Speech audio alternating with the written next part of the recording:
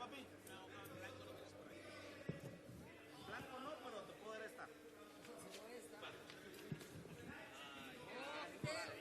Te estoy hablando bien, papito. Mira, aquí hay una. Ay, mire, sí. Luego viene desde la... Ay.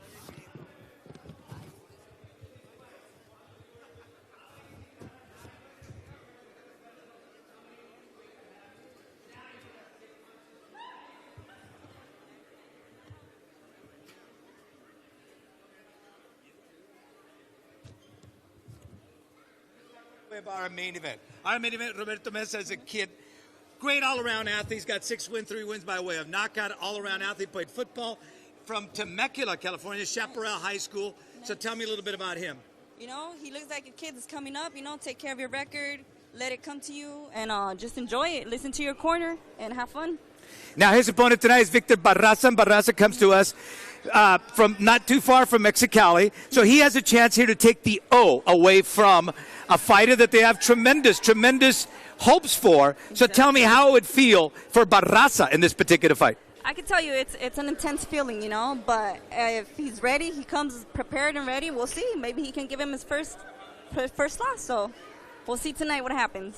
And, you know, that's a great thing about boxing. And especially here in Tijuana, you never know what's going to happen. So, folks, stay right there. Anything can happen at any time. Our main event, it is going to be Meza and Barraza. Don't go away. Stay right there.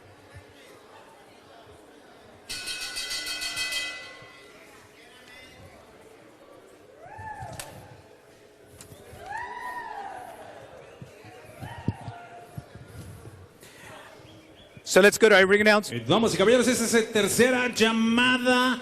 Comenzamos.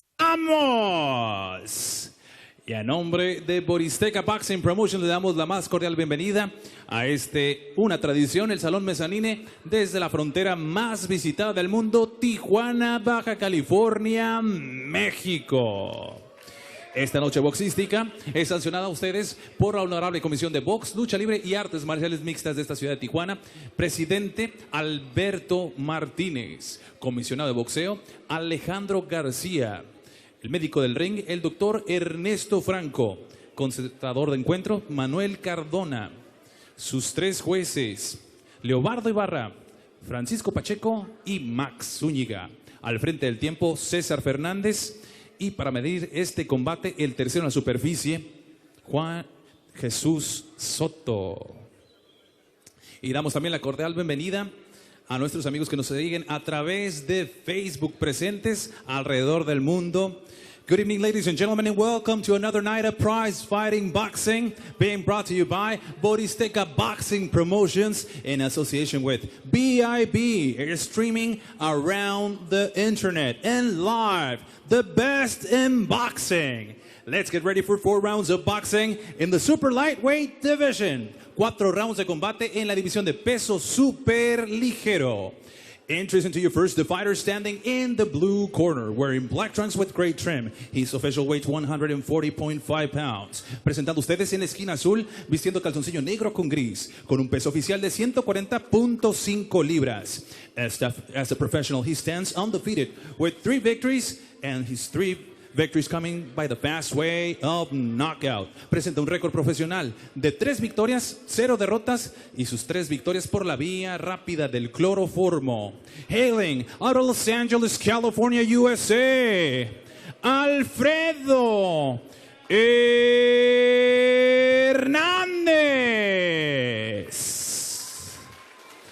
And his opponent across the ring standing in the red corner, wearing black trunks with white trim. His official weight 140 pounds.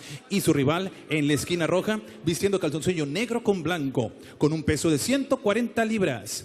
Professionally, he stands with 5 victories against 5 losses. Presenta un récord de 5 victorias por 5 derrotas. Representando San Luis Río Colorado, Sonora, Horacio Perez. And to give out the final instructions, here is Jesús Soto. Señores, ya sabemos las reglas, ¿ok? No golpes bajo el cinturón, no golpes con la cabeza, ni atrás en la nuca. Golpes de revés no se valen. Choquen guantes. Suelta los dos. Pues.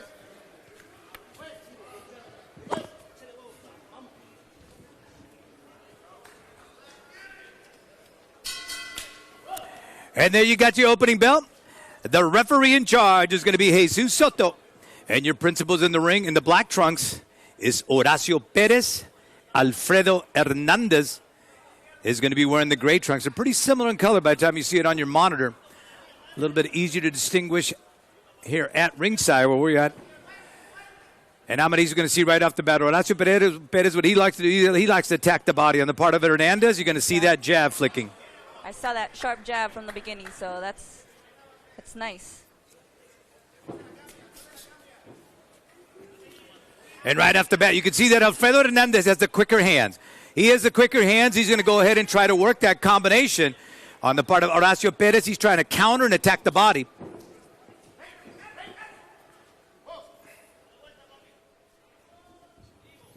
Now, Amadis, when you work a fight, I mean, when you're actually in that fight, how long does it take you? Is it a round? You guys fight 2-minute rounds, Yes. as opposed to 3-minute rounds. So the feeling out process has to be done quickly. Oh, of course.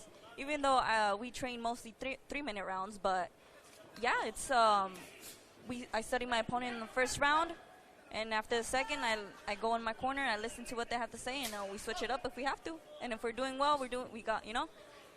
For Hernandez, you can tell that he has the quicker hands, and he just showed it right there, landing 2 punches on the chin, Horacio Perez.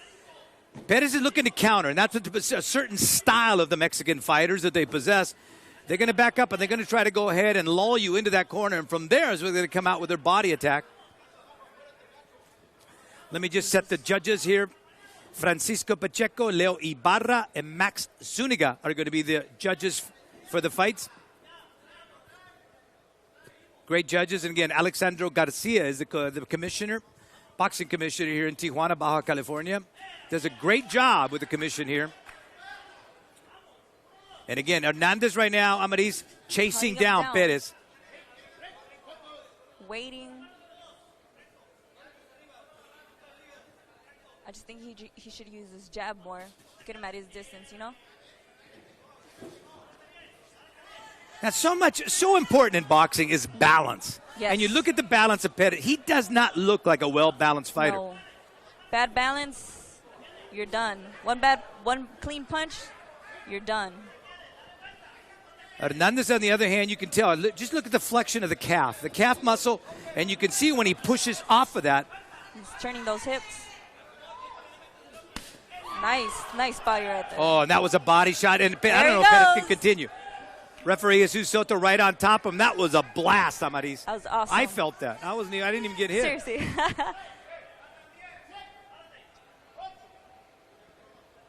And he is going to continue. Horacio Perez. Referee Jesus Soto, and there goes the bell. Saved by the bell. So far, what we've seen so far on the part of Alfredo Hernandez is a very quick-handed fighter. Stylist, great jab, works behind it. Coming forward. What would you do Perez right now? What would you tell him right now?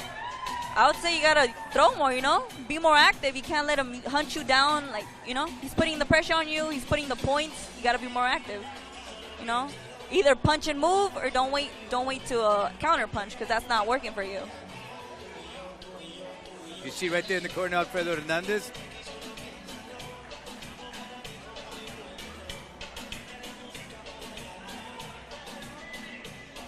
Trying to get his attention.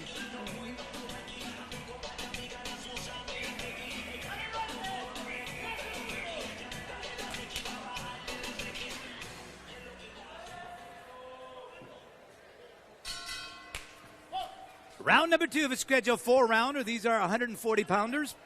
Horacio Perez, he's got the black trunks. He went down in the first round. Alfredo Hernandez from Los Angeles, California. Nice. Really Another digging that body. shot. You got to like the way he digs that body right there, Amadis. Nice and clean body. There he goes again. Down goes Perez again. It'll be the second time that he's been down. He's spitting out the mouthpiece now. He may not be able to continue. He's done. And he can't continue. He's done. Referee Jesus Awesome. Soto counts to 10, and you can tell when the fighter spits out the mouthpiece, that's pretty much He's a done. sign that Gives up. he's not going to be able to continue. Yeah. And a good job right there by Jesus Soto.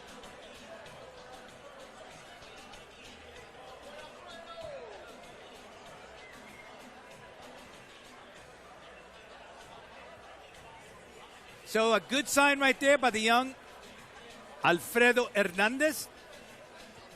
On the part of Horacio Perez, that's one of the tough things about boxing. But Yeah. you know what, though, Amaris? Opponents make boxing. Exactly. You learn from your losses, you know?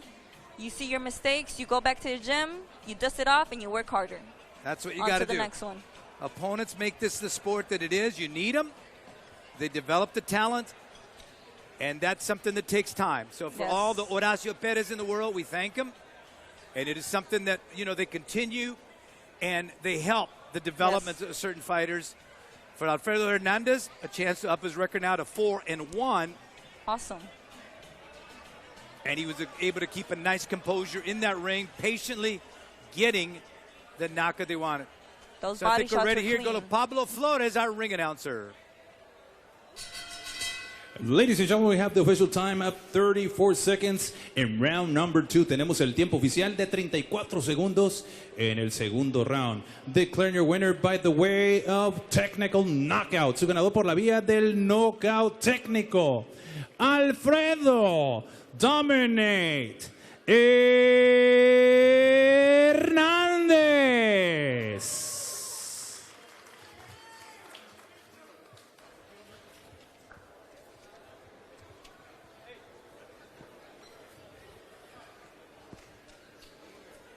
So very, very happy right there, young man.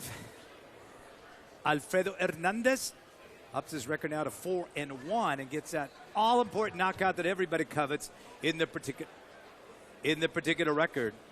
Yes. Now we're going to get a little international flair with our next fight. Going to go all the way to Barranquilla, Colombia. Nice. That brings us Brandon Valdez.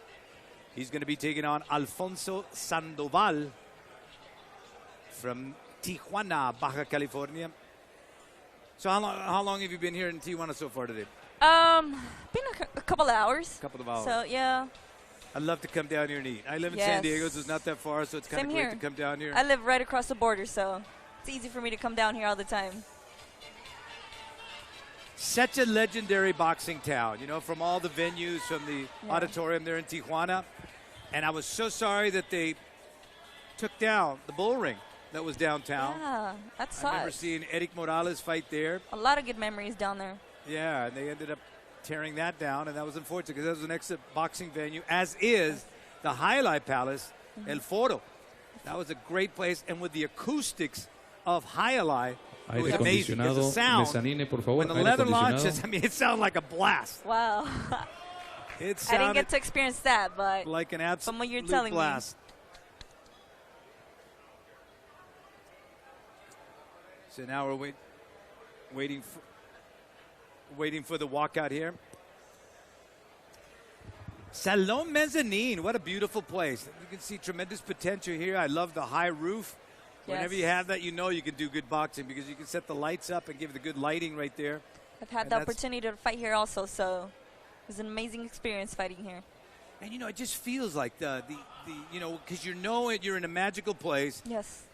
If I can equate football-wise, Administración, NFL, Salón I mean, Mezzanine, it's like aire walking into acondicionado, Lambeau por Field. favor. Yeah. You know, Lambeau Field, Salón Green Bay, Mezzanine, Wisconsin, with the aire ghosts of the acondicionado, past, you gracias. know, all the way from Don Hudson, Bart Starr, and Brett Favre, and on and on. And that's what it feels like here in Tijuana. With all the great fighters, Victor Burgos, some of the guys that came out of here, watching them fight over all those times and watch them develop going from the very beginning. And that's what for a lot of these fighters, this is where it starts. This is where Yeah. the dreams are made of. So they start their career.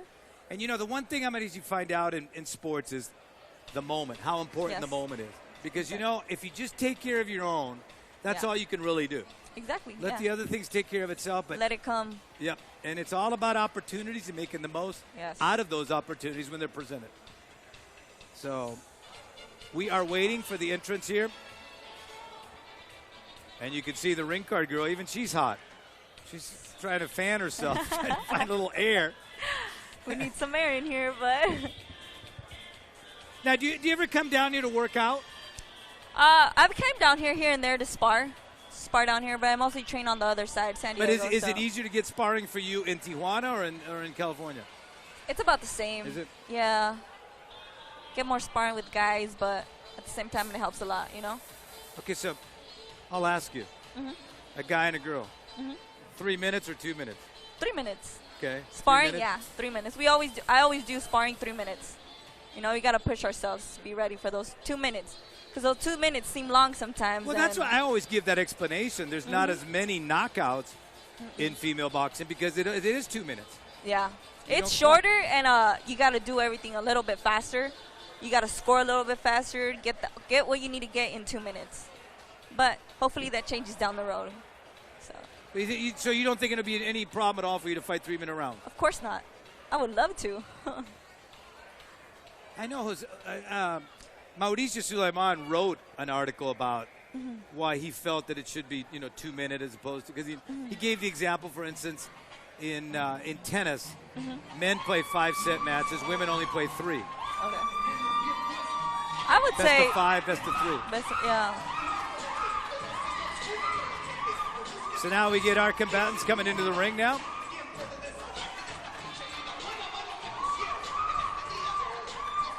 And the place is starting to fill up here in Salon Mezzanine here in Tijuana, Baja California.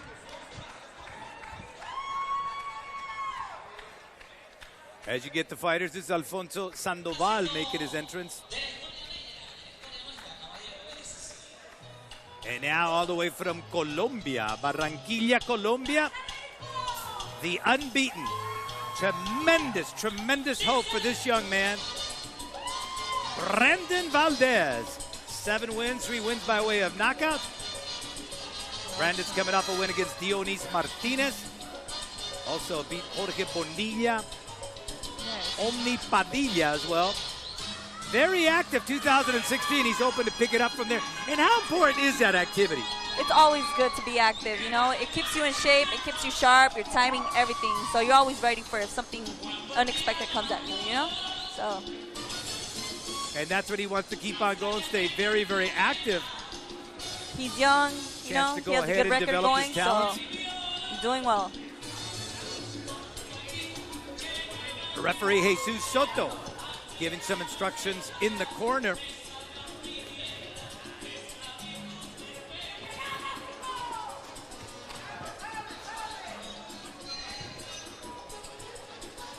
Black House Boxing. Get a chance to go ahead and let him travel around so you can see all the different styles, all the different places where he'll be traveling to go ahead and fight. He weighed in 122 pounds, but he is very tall for this division. Yes. So yeah, I'll set it up for you, Amaris, to go and explain about fighting a tall fighter. Let's go to our ring announcer, Pablo Flores. Damas y caballeros, Boristeca Boxing Promotions y The Best in Boxing presenta este siguiente cotejo pactado a 6 rounds en la división de peso super gallo en pelea internacional entre Colombia y México. Let's get ready for 6 rounds of boxing in the super bantamweight division. This is an international bout between Colombia and Mexico. Your 3 judges scoring, sus 3 jueces: Leobardo Ibarra, Francisco Pacheco y Max Zúñiga. And your third man at the bell, el tercero en superficie, Jesus Soto. Introducing to you first the fighter standing in the blue corner, wearing black trunks with white trim. His official weight 123 pounds. Presentando ustedes en la esquina azul, vistiendo calzoncillo negro con blanco, con un peso de 123 libras. Presenta 12 combates profesionales. He stands with 12 professional bouts. Hailing out of Tijuana, Baja California, México, Alfonso Sandoval.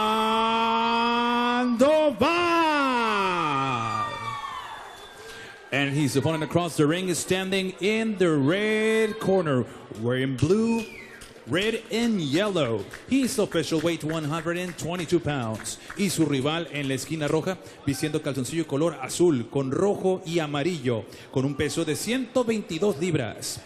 As a professional, he stands undefeated with 7 victories against no losses, and 4 of his victories coming by the fast way of knockout. Presenta un récord de 7 victorias, 0 derrotas y 4 de esas victorias por la vía del knockout. El invicto de Barranquilla, Colombia, Brando Valdez.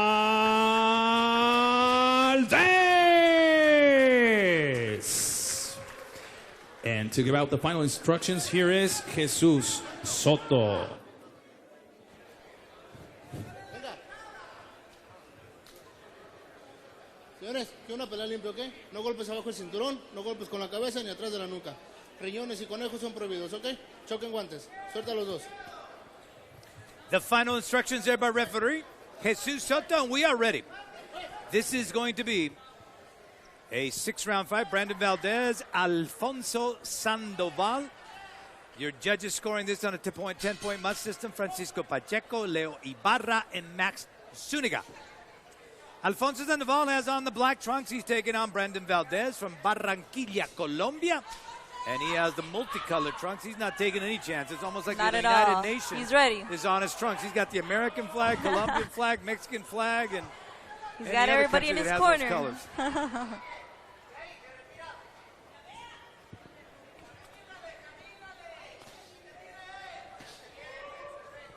Can't hear it.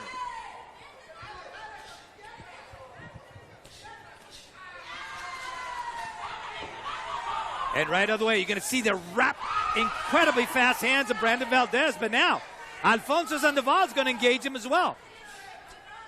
He's not afraid to come forward. What do you do in that situation, Ahmed? Is you get in with a fighter who you know has faster hands, and he's very precise punching. What can Alfonso Sandoval do here? I would say get inside, you know. He's a shorter guy, so a better bet for him would be to be inside. Work the body, work the head, you know, but just don't beat him to the punch. And right now, you can see Valdez well-schooled. 7-0, 3 wins by way of knockout, but he knows how to attack the body or the head. On the part of Alfonso Sandoval, he's just trying to survive right now and trying to find his rhythm, how to overcome the tremendous hand speed and very precision punching. Thrown off. Good shot right there. It was a right hand. Another thing, too, also, Ahmed, that's so important is how a fighter manages the distance. Yes, the jab, that jab. You got to keep that jab in his face, especially if someone taller. It's easier for them to keep that jab in their face, keep their distance, use your distance, you know? But a shorter guy, I mean, I guess it's just experience, comes with experience. Brandon Valdez. And you can see that just the way he positions himself. He comes in, I mean, it's with bad intentions. And when he throws the punches, and that was a knockdown. That was just a slip. That was a slip. No, he's going to count. His gloves touch the ground, so he is going to count. Gets that 8 count. Referee Jesus Soto on top of him.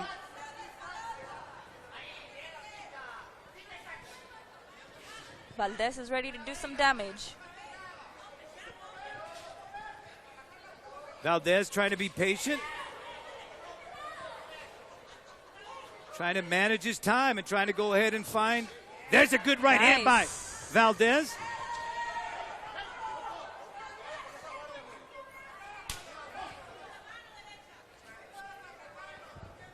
Being very patient. And now there's 10 seconds left.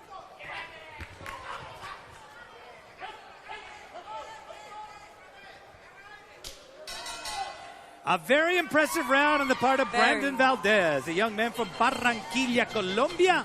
Sharp kid. And boy, he's got some good hands. Yes, he's got that speed on him. And now we're waiting as they're talking to him in the corner.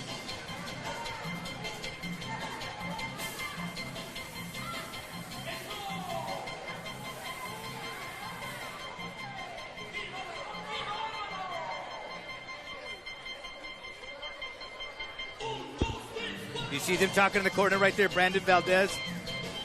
Relax, he looks relaxed. Young man, really dedicated to the sport. They remained very active, had all 7 fights in 2016, and that's a good pace to continue. Yes. Yeah, stay active.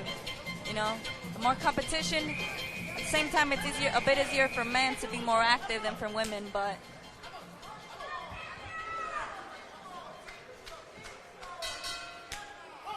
And it's round number 2 of the schedule.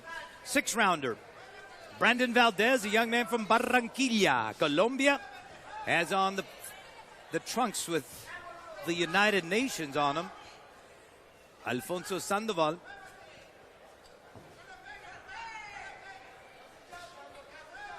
Waiting for his opportunity in the right trunks. And you see now all of a sudden Sandoval starting to go Yes. back. He's just starting to pretty much go back.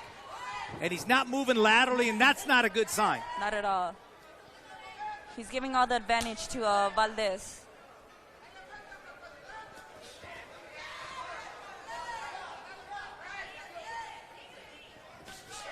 Brandon Valdez, Nice. impressive. All the different angles of punches he uses. He comes to you with an uppercut. He'll come to you with a jab, but he also attack the body. So he definitely knows the human anatomy. Yes.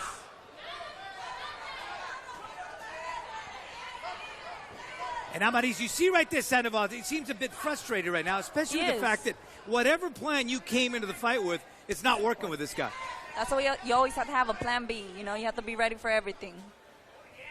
And getting frustrated and losing your head is not going to help you at all.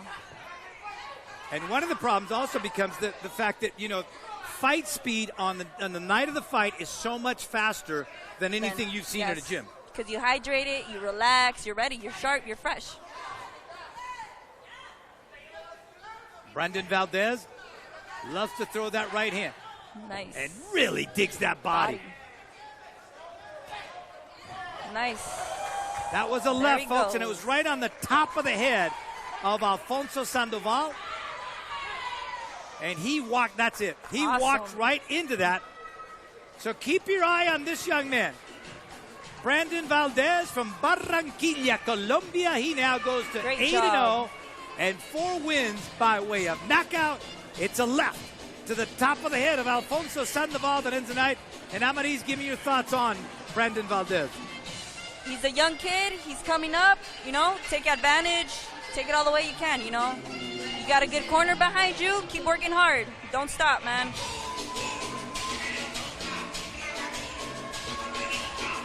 And the doctors now tending to Alfonso Sandoval. They okayed him.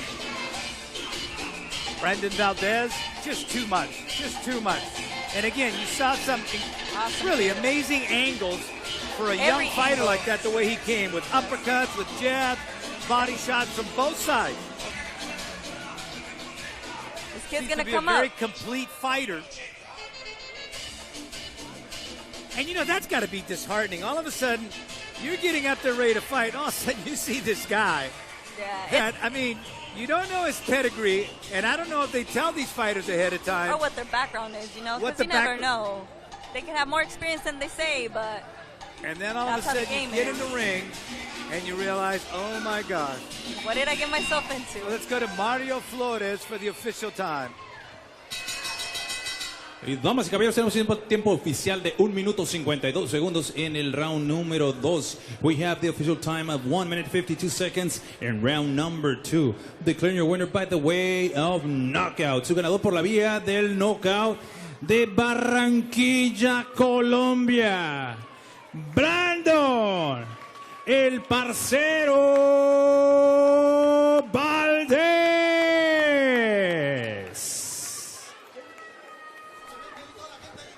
Very happy. Brandon Valdez, and he should be. Great night. Rightfully Great so. night for Brandon him. Valdez ups that record to 8-1 and picks up his 4th knockout. Big opportunities for this kid coming up. And delighted to be a part of it. Our next fight is going to be, this is going to be in the super welterweight division. It's going to be Kevin Ottley taking on Dario Medina. This should be a barn burner right there. So far, we haven't made it out of the second round. I told you, in Tijuana, explosion. The leather launching is supreme come in this ready. particular town. Even And the they don't cab come to drivers are play. tough. Yeah. Believe it or not. Yeah. Even the cab drivers are tough. Tijuana's full of action. You can believe that. Super welterweight division coming up. Kevin Ottley, Dario Medina. Kevin Ottley from San Diego, California.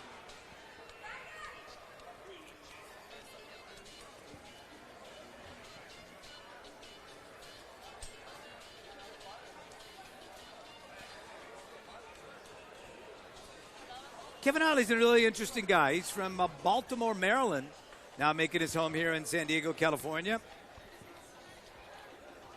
He's a fast He has fast hands also. I saw a bit of video on him, and he looked pretty quick with his hands. And great all-around athlete. He's also a Yes. lacrosse player back in Baltimore.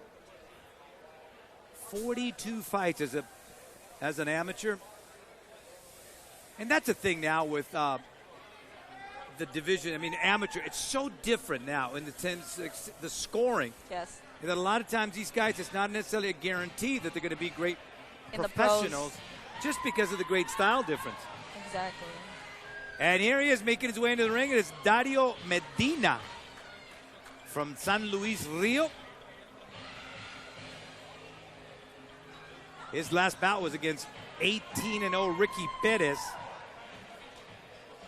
And that didn't come out too well.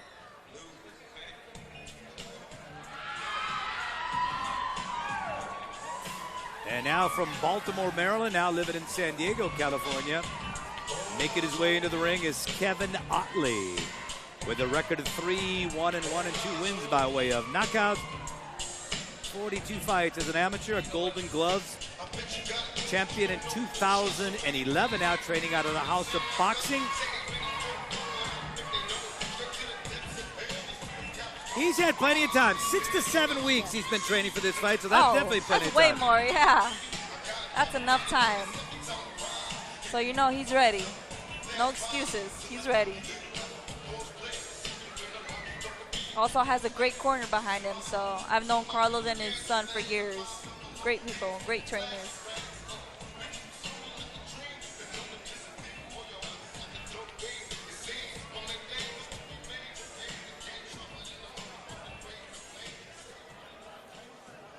And there you see referee Jesus Soto giving the final instructions there to Kevin Ottley.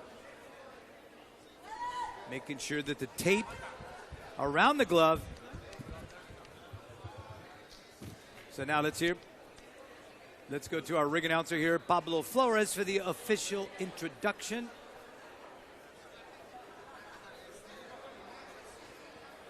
And what they are waiting right now is the gloves are not signed. Okay, oh. Kevin Ottley's gloves are not signed, and usually what it's customary is, and you explain the procedure on that. It is needed to. That's the referees and the commission make sure that everything's right and there's no, make sure they're cleared before they get in the ring. It's always good.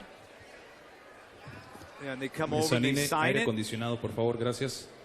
And that's what they're waiting for here. Someone from the commission to come over to see that that the wraps were examined. Of course, whenever you talk about wraps, it always goes back to one fight that reminds everybody how important that is, and that was when Sugar Shane Mosley, right? Yep. Yes, sir. And Javier Capetillo was a man in Antonio Margarito's corner, and then they found the plaster Perez, and again, a very dangerous consequences that could have resulted from that. So ever since then, the commission has to be there watching the wrapping of the hands and then afterwards signing off the gloves. So if you look at the gloves of Kevin Ottley, they do not have any signature on it. So right away, when the referee Jesus Soto saw that, then called that he is out. going to hold it off. And now here they come to go ahead and sign it.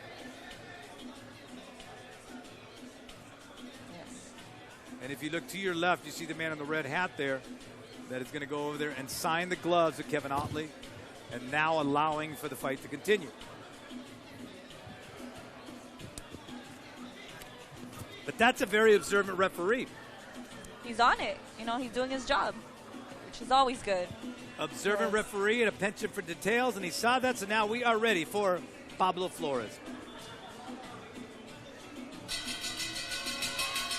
Damas y caballeros, Boristeca Boxing Promotions en asociación con BIB, The Best in Boxing, presenta este combate pactado a 4 rounds en la división de peso Super Welter. 4 rounds of boxing in the Super Welterweight division. Your 3 judges scoring, sus 3 jueces, Leobardo Ibarra, Max Zúñiga y Francisco Pacheco. And your 3rd man at the bell, el tercero en la superficie, Jesus Soto. Introducing to you first the fighter standing in the blue corner wearing gray trunks. His official weight 147.5 pounds. Presentando ustedes en la esquina azul, vistiendo calzoncillo color gris con un peso oficial de 147.5 libras. Presenta 20 combates profesionales, standing with 20 professional bouts. Hailing out of San Luis Rio, Colorado, Sonora, México, Dario Medica. And his opponent across the ring is standing in the red corner, wearing black trunks with silver trim. His official weight 149 pounds. Y su rival en esquina roja, vistiendo calzoncillo negro con plata, con un peso oficial de 149 libras. As a professional, he stands with 3 victories against 1 loss, 1 draw, and 3 of his victories coming by the fast way of knockout. Presenta un récord de 3 victorias, 1 derrota, 1 empate y sus 3 victorias por la vía del knockout. Representing House of Boxing, San Diego, California, and Baltimore, Maryland, USA, Kevin K.O. Ottley. And here he is with the final instructions, Jesus Soto. Señores, ya saben las reglas, ¿ok? No golpes bajo el cinturón, no golpes con la cabeza ni golpes en la nuca. Golpes de conejo y espalda son prohibidos. Choquen guantes, suelta los dos. There by referee Jesus Soto, and we are ready. Again, this is in the super welterweight division. Kevin Ottley from Baltimore, Maryland, now residing in San Diego, California. He's going to be wearing the black trunks. And Dario Medina, he has got on the blue and the gray trunks. Ottley, a tremendous athlete, all-around athlete.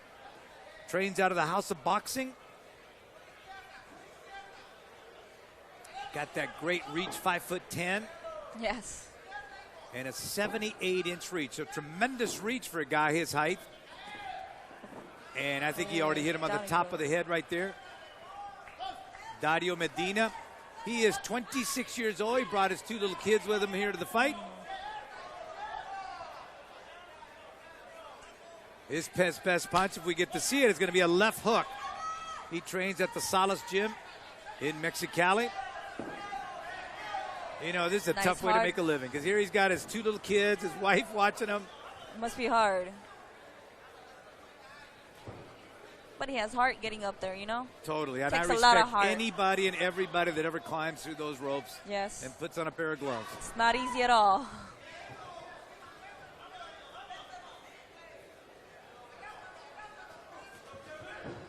Medina 147.5. It's tough to think that there's a 2-pound difference. It looks way off, like a 22-pound difference.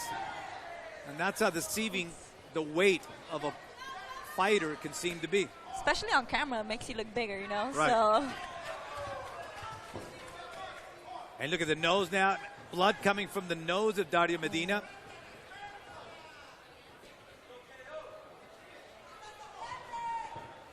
And he's trying to survive right now, trying to find a way to go ahead and get away out of that. He's trying to hear that bell. And that's a good sign on the part of Ottley. He's willing to dig the body as well as go to the head.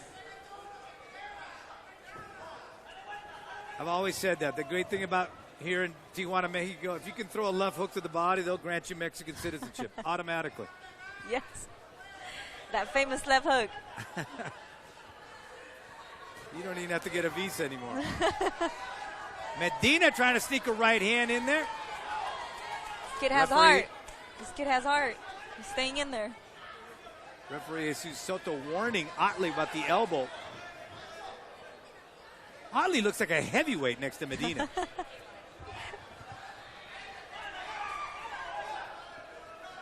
He's hunting him down, though. Medina doing a nice job staying out of harm's way. And there's that left hook he said he loves to throw. He finally threw one. Especially against a bigger guy, you always got to be inside if you're shorter. Stay inside. Don't be at their lane, you know?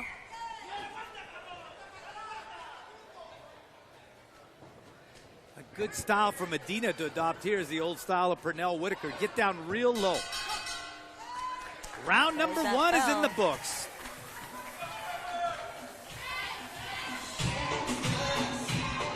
Let's go to the corner of Kevin Ottley. And this is Dario Medina. 26 years old.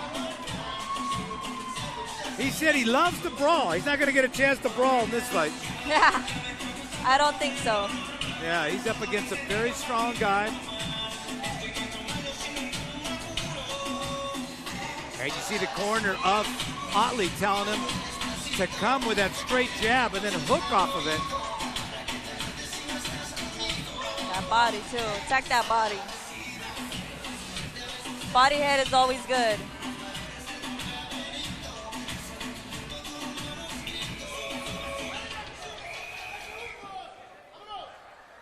Ottley's ready. He's up already. Jesus Soto, yeah, he's urging ready. the fighters to get ready and stand up. For the Dario Medina, he's up and ready to go. He has gone on he's got the blue trunks with the gray. In the black and the silver is Kevin Ottley. Ottley has a chance to spend most of his time fighting. He also works at the Hilton there in San Diego. Awesome. Body head. And trying to hook off of that like his corner told him to throw the straight jab and then hook off of it.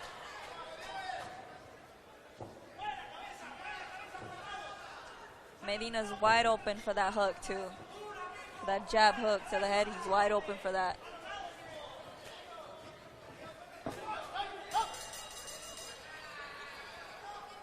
And Jesus Soto has stopped the fight. He has stopped the fight, and I think he felt those shots to the body, and I think better to stop it Than to see. early than too late. Exactly. I don't have any problem with, stopping He's a the young fight kid, right there. so he can still do something, Yeah. So that was good right there that they were able to go ahead and stop that Jesus Soto right on top of it. Smart choice for his corner. Smart choice. The commission does a great job here in terms of protecting fighters. And that's what's so important in boxing because, so many times, with these guys, if they lose a fight and they lose it by knockout, the world now has gotten smaller because of the internet.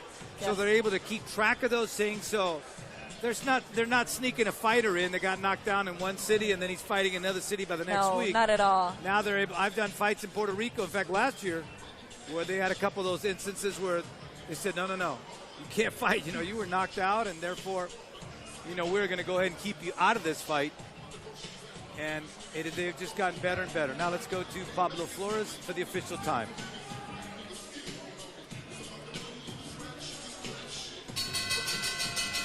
Damas y caballeros, tenemos el tiempo oficial de 49 segundos. En el segundo asalto, we have the official time of 49 seconds in round number 2. Declaring your winner by the way of technical knockout. Su ganador por la vía del knockout técnico. From House of Boxing, San Diego, California, USA, Kevin K.O. Ottley. Kevin Ottley now ups his record of 4-1-1 with 3 wins by way of knockout. A very impressive showing on the part of Dario Medina. He just was not able to get past that long reach of Ottley. Yes. And so, therefore, it's back to the drawing board in the party of Medina. 26 years of age. And this is now his 21st professional fight. Kid has So what heart. would you do in the part of Ottley? What have you seen in him that he can work on? I would say work on more in his reach, extending those punches, He has the length for it, so he might as well just get that punch to extend and get that punch right through. Do you ever use rubber bands to work on extending your punches? No, I have not. I have not tried that. Yeah. Because I know, the guys like in football, Tom Brady and the likes, they use that quite a bit to get that snap because you're using the rubber band. So it goes straight on through, and it gives you a chance to go ahead and turn that punch completely. Yes. Israel Ornelas is going to be our next fighter, taking on Martin Rodriguez. Ornelas is a very interesting guy.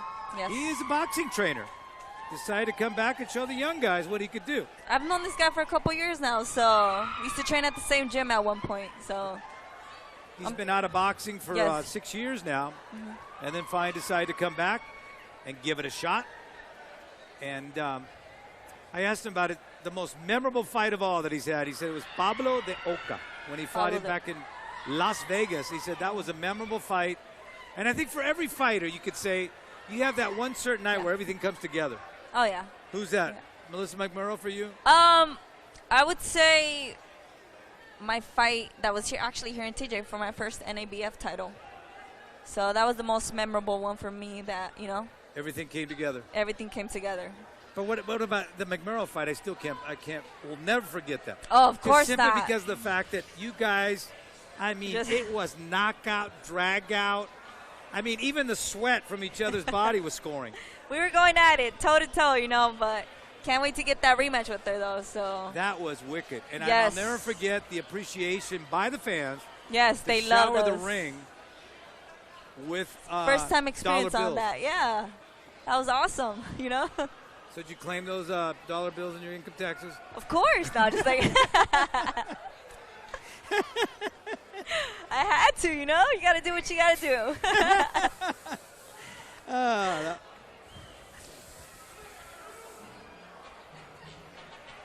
And here he comes to us. Now here's one of the great things in boxing here. Martin Rodriguez comes to us from Agua Prieta. That is a 13-hour bus ride. Oh. 13-hour bus ride, then he comes, and the first thing he does is jump on the scale. Oh, God. Had a 7-hour drive one time. I was going crazy. No. But that's what these guys do to chase that dream. You got to pay the price. You got to do what you got to do, you know. He trains at the Gym Valenzuela back in Agua Prieta. 20 years of age, made his debut at 17. Had 13 fights as an amateur. Decided to go and pro. Now we'll get a chance to see the retired trainer. And you know, this is not bad to see trainers come out and start fighting. Think about that fight between Juan Lopez when he fought Wilfredo Vasquez Jr. And then the best part of the fight was when he fought the trainer, Wilfredo Vasquez Jr. Until finally, they did that fight. Yeah. I actually had the opportunity to train with Juan, what's it called? Wilfredo Vasquez Jr. When I went up to Puerto Rico, you know? So that was one awesome experience. But yeah, that second little part of the fight was wow. That became viral. Yes. That went viral, and boy, a lot of people saw that and said, boy, I'd like to see a full fight of that. And it came out like that. So coming out, and this guy's a character. Israel Ornelas, his professional record 9 wins, 3 losses, 2 draws. 37 years young. And he comes in with the opportunity to show the young guys exactly what he can do. 25 fights as an amateur. He's a boxer, and his best shot is that straight left hand. Trains at the Zeus Boxing Club and really wants to put on a show tonight, Amariz. We'll see.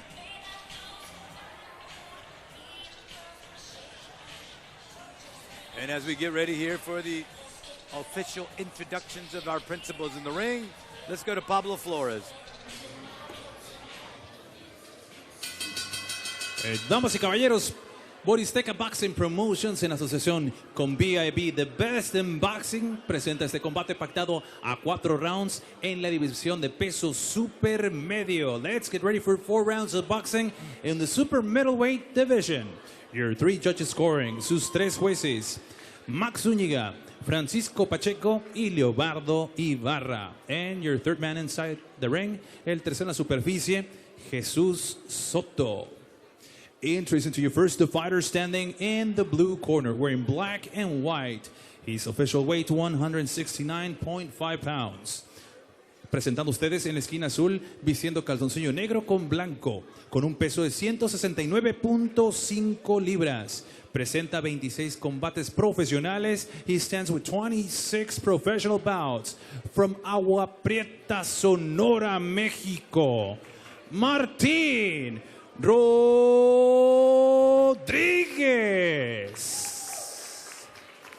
And his opponent across the ring, standing in the red corner, wearing white trunks. His official weight 171 pounds. Y su rival en la esquina roja, vistiendo calzoncillo color blanco con rojo, con un peso de 171 libras.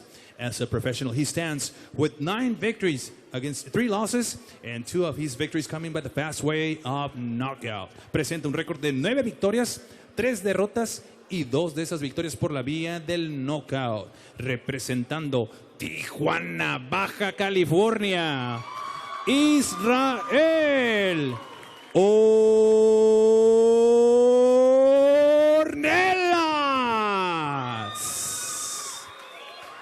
Y para dar las instrucciones finales, aquí está Jesús Soto. Señores, ya conocemos las reglas, ¿ok? No golpes abajo del cinturón, no golpes con la cabeza ni atrás de la nuca. Los golpes de conejo y espalda son prohibidos. Evítalos. Choquen guantes. The final instructions there by your referee. Jesus Soto, your judges at ringside, they are Francisco Pacheco, Leo Ibarra, and Max Zuniga. 171 pounds, 169 for Rodriguez, 171 for Ornelas. This is going to be 4 rounds. And you see the 20-year-old Martin Rodriguez, he's going to have the reach advantage. He's got on the black trunks. And like he says, I'm an anytime, anywhere, any weight type of a warrior. And that's why you can't trust the record of some of these Mexican fighters. No. They can be so much better than the record indicates. In the part of Rodriguez, he has had now 26 professional fights. Ornelas, the better record at 9-3-2, 37 years of age. And he's going to be switching back and forth from southpaw to right-hander. I'm not particularly fond of that type of, because I think it makes the fighter lethargic when they switch from side to side. But at the same time, it's always good to know, you know? Both ways is always good, because you never know. But the thought is when the fighter does that, to confuse the opponent, right? Exactly. Throw them off a bit.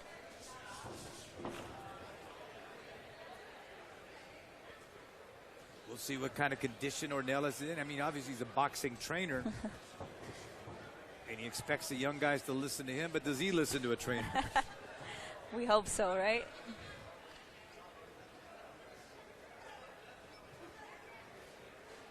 And that's what we talked about, the reach. Rodriguez says, pretty much every fight I have, tremendous reach advantage against my opponents, and I plan to use that against Ornelas.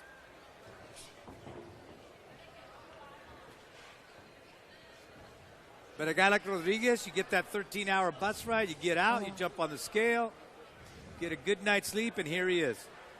Fresh and ready. Ready for some action.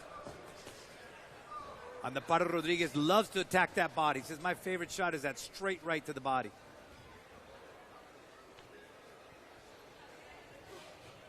And you can see he's trying to set up that right hand with that jab.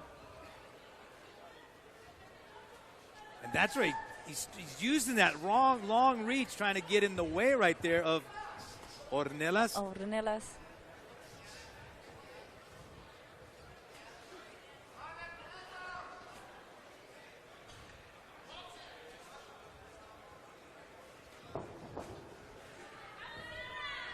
Ornelas keeps backing up right now, so he's not really attacking. I think the feeling out process continues here for Ornelas. Maybe now is the fact that he's a trainer. He's analyzing maybe a little bit too much. It could be it. Or he's warming up, you know? 6 years out of the game, it must not be that easy to come back. Now, let me ask you this. When you're in the ring, do you notice the position of the referee? I really don't. No. I zone out to my opponent. So round number 1 is in the books. It is scheduled for 4-rounder. Israel Ornelas, at the age of 32, making a comeback. This is 20-year-old Martin Rodriguez. Martin Rodriguez. And you know, whenever they show the ring card girls, you hear the energy level perk up in the room. But you know what? They do serve a purpose. Yeah, because we would never know what round it was. Yeah, true. We would never Keep going up to 20 rounds like before, you know? Keep going till they one definitely comes serve down. a purpose. We would never know without those fine-looking ladies. And you hear the guys howling it up. And that's a boxing and a high testosterone night. Yes. Amaris Quintana with me calling this fight. Israel Ornelas, he's got on the white trunks. He's taking on Martin Rodriguez from Agua Prieta. Just a very quick 13-hour bus ride from Tijuana, Baja California. And believe me, they're not air-conditioned buses that he's riding either. And with this heat lately going on. Made his debut at the age of 17, Martin Rodriguez. Found out he liked boxing, loved training for it. Okay, so break it down for me. When you fight a southpaw, what does Rodriguez have to do when he fights Ornelas? Go to his, on the opposite of his leg. How do you Right. I'm sorry. And so if we watch right here on the screen, you can see the He's walking clash into, of the two when they start stepping on each other's feet. so he has to keep on the outside of his So his that front left foot has to be on the Yes. outside of the right foot and then give a chance to Exactly. throw that straight right. Exactly. Some And a straight fighters- right is good to get a southpaw with, you know? Sometimes they walk right into that one, so. How many southpaws have you faced? I faced one. Yep. So did you train all that time with sparring with nothing but southpaws? No, actually, no. It's hard to get southpaw sometimes. They're mostly orthodox at my gym, but thankfully my gym, we switch around, so got a couple guys that know how to switch, so. Rodriguez just missing with that right hand. Really unloaded on that one, but just missed. Ornelas kind of plodding along right here, but you know, if you notice with the camera, as it focuses on down, you're going to see the frequent stepping on the foot. Yes. And that's what happens when you get a southpaw taking on a right-hander. It can get annoying sometimes, though, but, you know? Right. You got to know how to walk around it, how to keep that foot right outside. And it can be dangerous, too, because you can Yes. turn an ankle. A number of different things that occur. If you notice in basketball, some of the worst injuries take place when they don't land squarely on it and they trip over a foot or they land partially on somebody's foot and then they turn the ankle. And good right hand right there by Rodriguez. Rodriguez now trying to figure a way to touch him up. And Ornelas all of a sudden figuring that I got to get busier here. And you can see Ornelas just doesn't have quite that quickness to No. close that space. Doesn't seem to manage Especially that against space. a younger fighter, you know? And I think what happens when you age is that what Yes. what the mind wants to do and what the body's able to do is not necessarily connected. Yeah. There's some frayed wires there that don't always connect, and that could be a problem. And now I do see the difference. When I was younger, now, you know, that as I'm getting older, I see it's a big difference. 1 year can make a big difference. And that is round number 2 of a scheduled 4-rounder. We're at the Salon Mezzanine here in Tijuana, Baja California. Best in Boxing is going to be bringing you boxing. And these are the grassroots programs. These are the young guys who are dreaming for the opportunity, dreaming for greatness. And again, one of the things you learn in sport everywhere is opportunity. Yeah. You got to make the most of those opportunities that are presented to you. And there you see one of the lovely ladies showing it as round number 3 coming up.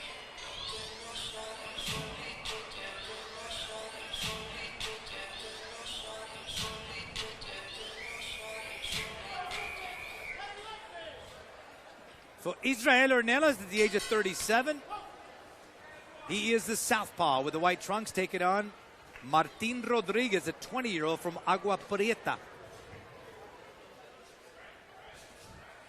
Third round. We finally got past that second round here. Finally. We're here to the third round. And again, you see right there in the part of Israel Ornelas Nice again right right there. hand. Amaris, we talked about that, managing that space. He Yes. wants to close that space. The legs just don't seem to come with it. And he keeps clashing into him, you know? You want to close that space to where you have your distance, you're able to land clean, hard punches. 'Cause Well, when right there, Rodriguez helped him because Yes. he just kind of stood there.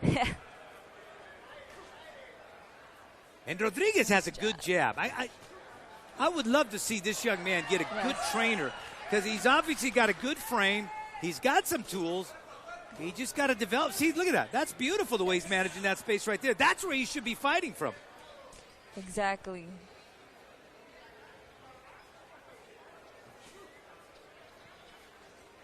And again, we talked about balance. You can see right there when Rodriguez threw that right hand, his balance was awful. He's lucky he didn't get caught on that.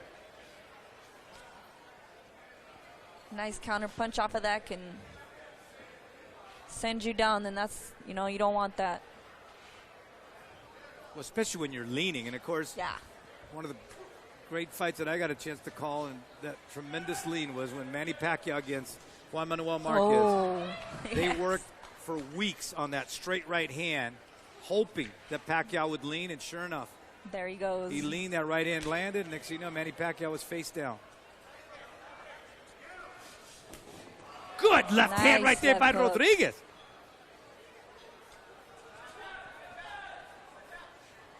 See, because a lot of times, too, you got to make the right decision on when to throw what punch. Yes. And that's a part that a guy like Martin Rodriguez just doesn't seem to make those really good No. decisions yet.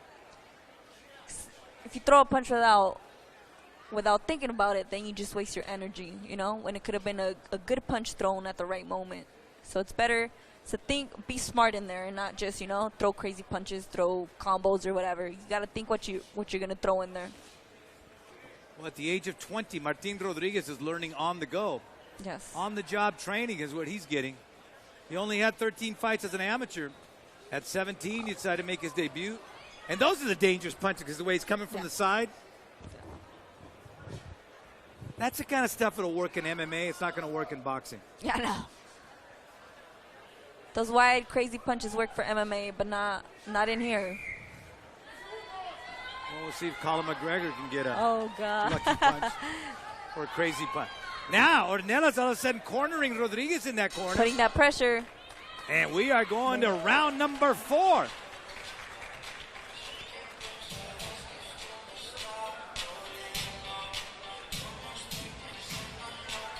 Round number 4 for these two principals in our ring. And you get to see a view of here, Salon Mezzanine here in Tijuana, Baja California. Best in boxing. And there you get round number 4 coming up. Israel Ornelas, I don't know if he took a low shot, but he Trying to doesn't catch seem his to want to air. sit down. Yeah.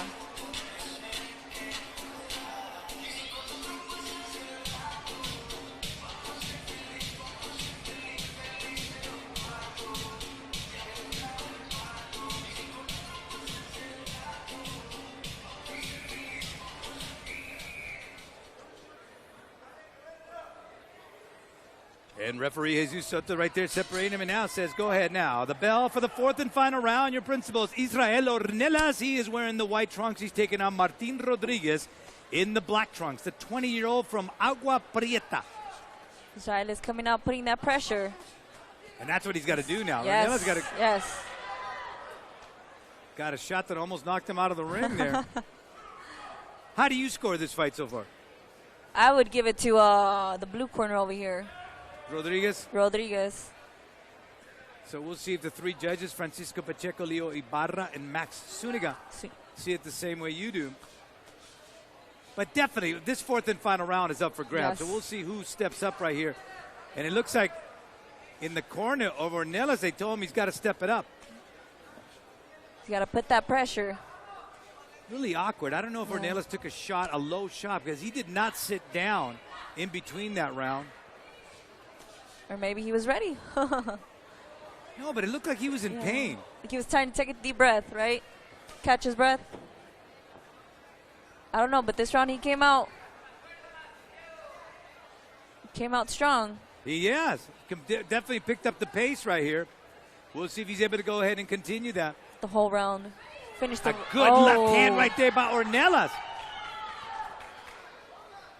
Maybe that 13-hour bus ride is beginning to catch up to Martin Rodriguez here. Another good left hand, 2 of them. 2 unanswered big shots by Israel Ornelas. Rodriguez looked like he slowed down, though. Boy, those are like right to the ear hole, the right ear hole. And the left of Ornelas has found a home. And it's right on that right ear of Martin Rodriguez. Martin Rodriguez is not using his angles anymore like he was. No, that 13-hour bus right now is definitely Getting in his to head. him. He's now just trying to survive. You also don't see that snapping jab anymore. No. Or that right. Or maybe just Ornelas threw him off coming out with pressure, you know? Well, you got to find the way. And again, a KG veteran like Israel Ornelas finds the different ways to go ahead and mix it up. And again, that's a trainer and that's a fighter. That's a thinking man's fighter right there. Exactly. He's not even trying to defend himself as Rodriguez right now. Rodriguez is just trying to survive right now. So let's see if Ornelas can steal this round and maybe steal the fight. Get himself to double-digit wins in his career at the age of 37.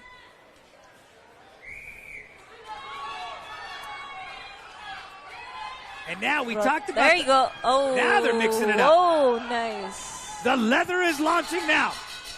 Awesome.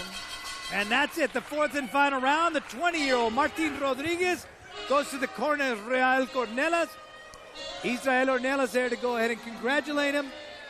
Great fight from both of them. Edgar Valenzuela was in the corner of Martin Rodriguez. Okay, so after seeing that, who do you score for? Oh, it's hard, you know. I had Rodriguez going by 1 round, but Ornelas took that last round. So we'll see how the judges take it. So, let me ask you something. Would you ever consider being an official in boxing, with either as a judge or a referee? Of course, after I retire, you know, I would love to stay in this sport, doing, you know, referee, a judge, whatever it is. I love the sport. It's been in me, and I can't see myself without in the sport, you know. So we'll see. Now, our 3 judges scoring this fight: Francisco Pacheco, Leo Ibarra, and Max Zuniga are tabulating the cards right now.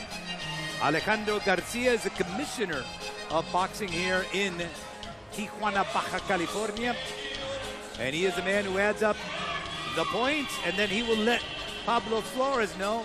And let's see if we're ready here for the official introduction. The official scorecard here.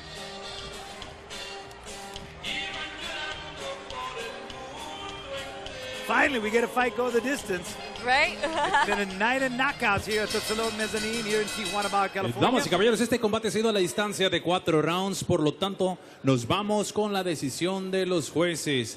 After 4 rounds of boxing, we go to the judges' scorecards. El juez, Judge Francisco Pacheco, califica el combate 40-36. He scores at 42-36. Y los jueces Leobardo Ibarra y Max Zúñiga coinciden tarjetas 39-37.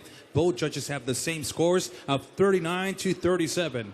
For your winner by the way of unanimous decision, su ganador por la vía de la decisión unánime, Puritito Tijuas, Israel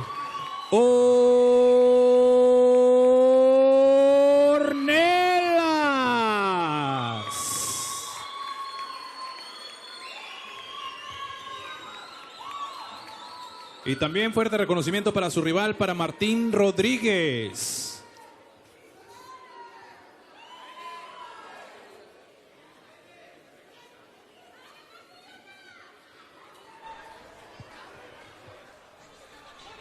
And there you have the cards. Francisco Pacheco scoring at 40-36. Max Zuniga and Leo Ibarra both had it at 39-37. All for your winner, Israel Ornelas. And that's boxing. You got 3 judges from 3 different 1 round can change it all. vantage points, and they score it differently. But that's what I like about it, because it's subjective and it's 3 different angles. Exactly.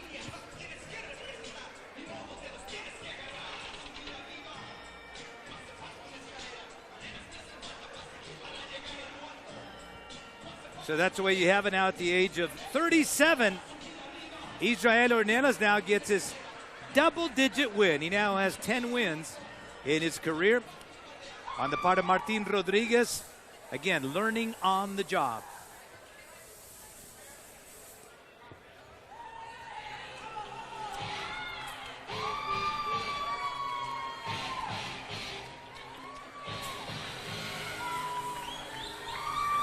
And now our next fight, it is going to be Manuel Sandoval taking on Mario Guero Ramirez, the great hope of a small place.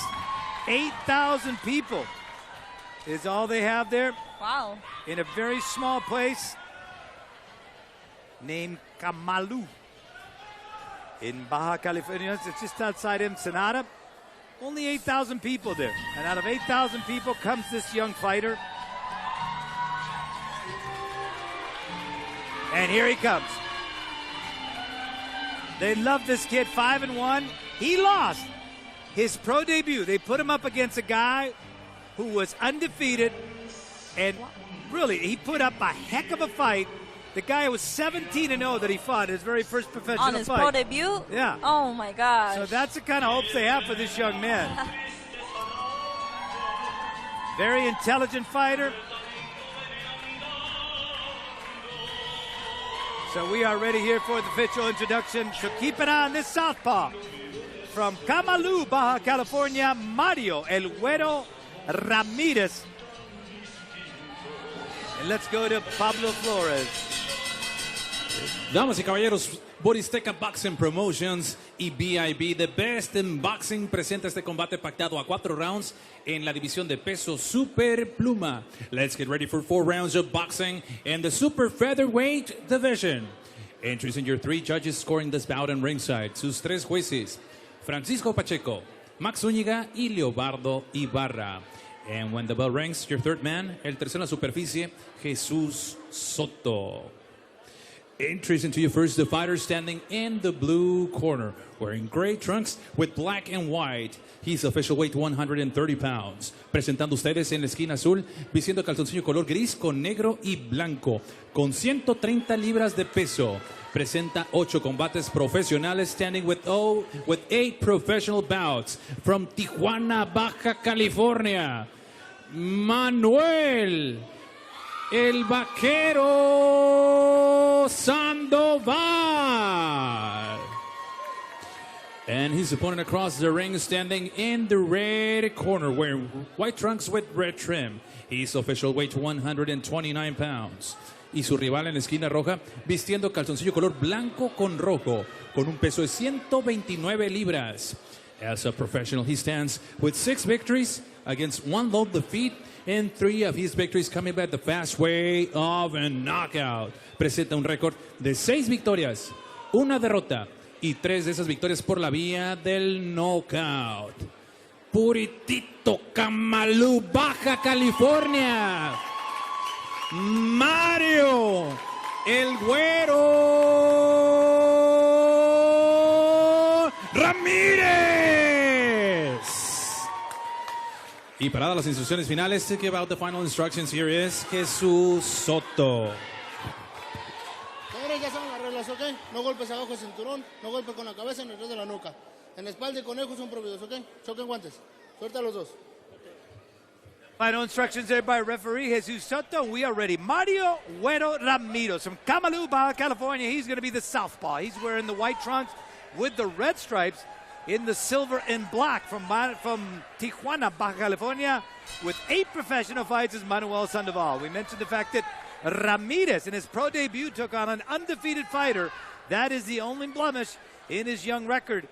He's a young man who understands very well the amateur as well as the pro. He said as an amateur, it was all about speed. Now I got to dig. And do you agree with that? I totally agree with that. Smart kid.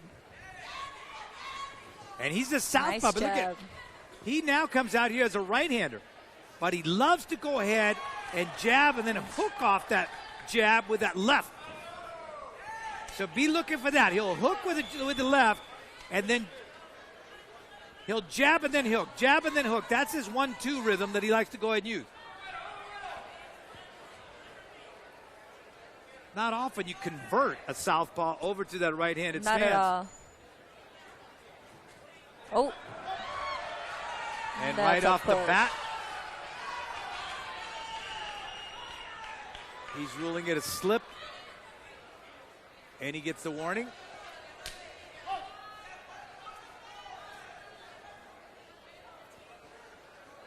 The great hope. La esperanza de Camalu, they say. The great hope from Camalu.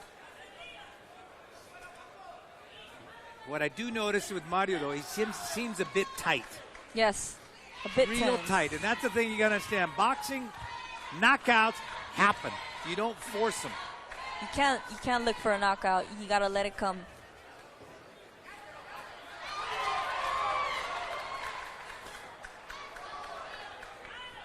And just missing with that left hand.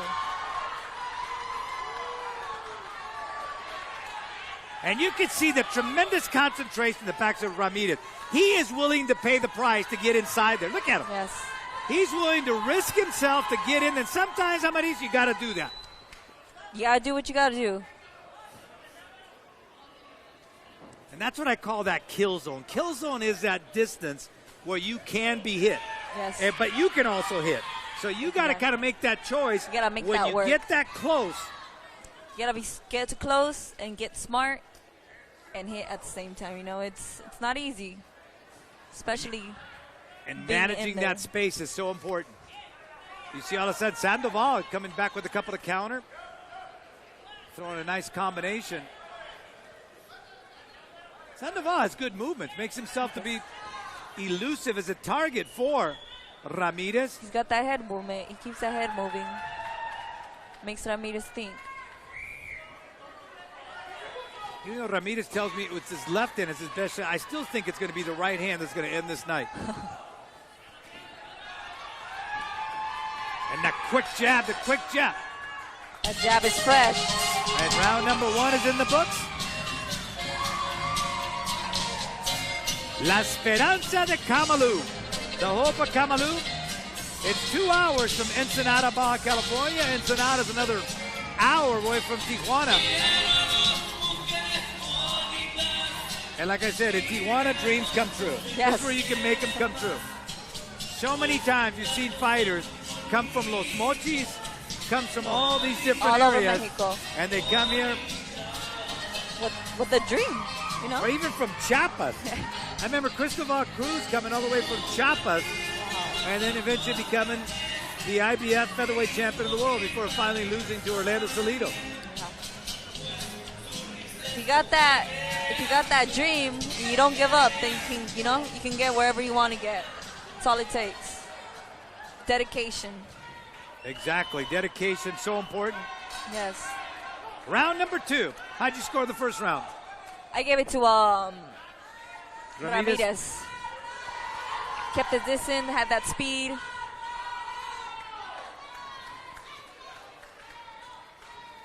Ramirez, he's got on the red stripes on his white trunks. His opponent, Manuel Sandoval, has on the black trunks on those silver trunks. Sandoval went down in the first round, was ruled a slip. Oh. But it is That balance. Ramirez trying to land that straight right.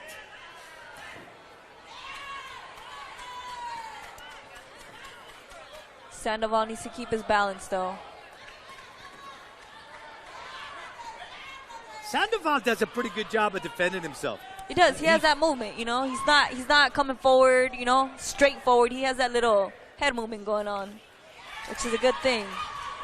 And he has good timing for that. He senses it when it's coming and then does a good job of wiggling his way out of there. Now lands a right hand, Sandoval there in with that kill zone. These lightweights are packed with action, though. Sandoval getting a warning then from referee Jesus Soto not to grab the back of the head of Mario Ramirez, El Guero. And Guero is a term for blondie Yeah. in Spanish.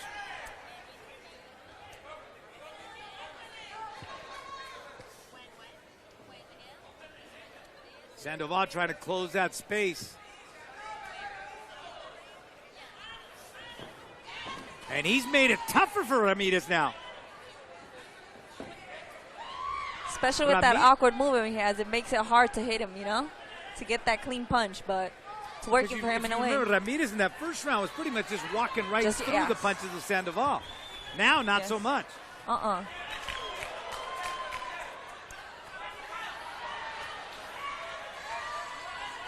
But I still say the right hand is there. If Ramirez will just go and let it air itself out, throw that straight right hand, it is there. Yes, he needs to loosen up a bit, you know. See how he drops that left hand? Drops that left hand, does Sandoval, and it's right there for the right hand. See, that left hand is down. Yes. Sometimes, you know, what you guys see down here is much different than what we have to go through up there. Well, because you're up in real speed. It's real yes. easy from here, believe me. Yeah. We got ideal speed here. Yeah. We can guess, and we don't have to pay the repercussions.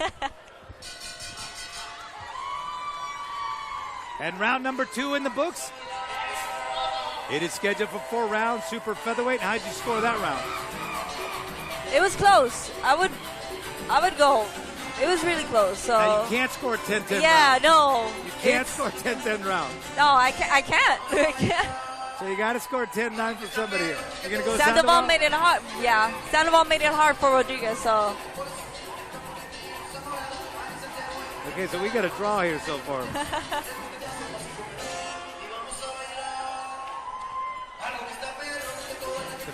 In fact, a really odd incident just took place in England, and that's San Martino, the judge, who got the fighters confused.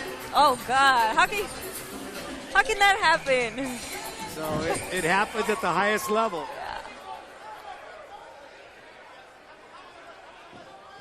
So you'll wait here for round number 3 of a scheduled 4 rounder. These are super featherweights. Your principals in the ring in the white with the red. Guero. That is Mario Ramirez, and he's taking on Manuel Sandoval.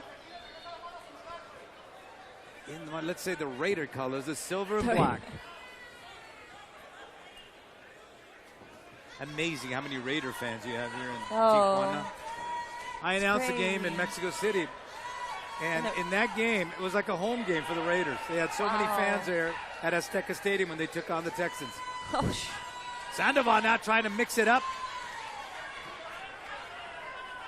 Let's see if Ramirez can figure this out for that right hand. Again, let's break it down right there. Look at that, Amadis. Watch the left hand of Sandoval. He drops it. Right there. He throws that punch and he drops it. He's wide so open if you just for take that a step to your right, take a step to your right and come in with that straight right hand, it's there. Doing a good job with that left. Coming right up the pipe is Ramirez. Working those uppers.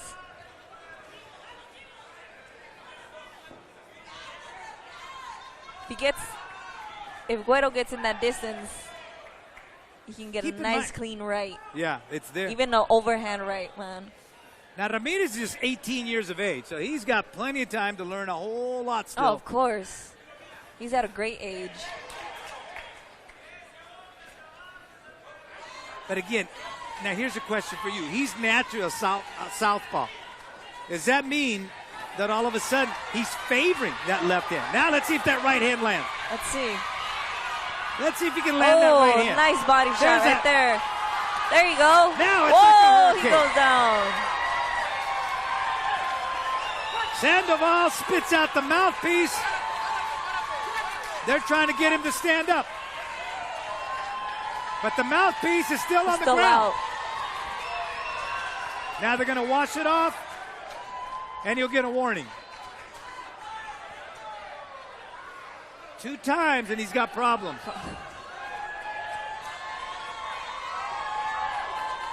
And you can see how wound up Mario Ramirez is. Oh, he's ready. He's coming out. And let it happen. He wants to come out and finish him off, and no maybe he such will. Thing. He's going after him.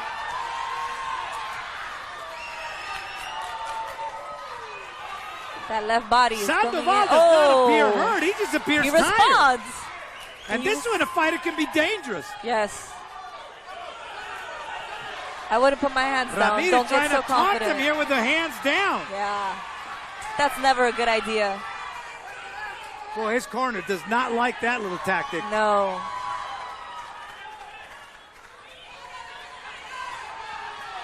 And when you see a fighter showing you the amount of mouthpiece Ramirez is showing you, that shows me a tired fighter. Because look how much blue you see out of the mouthpiece.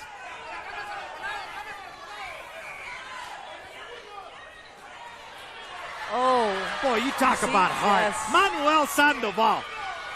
This guy's got heart. Awesome round.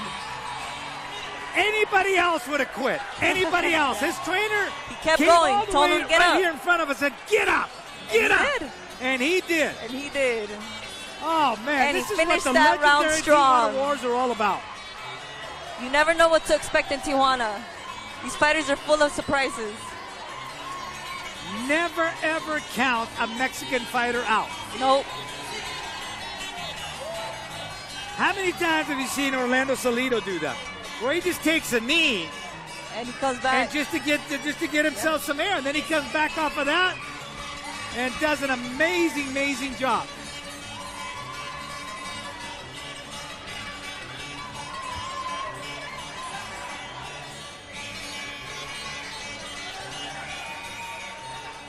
Here we go. It is the fourth and final round, and folks, hang on.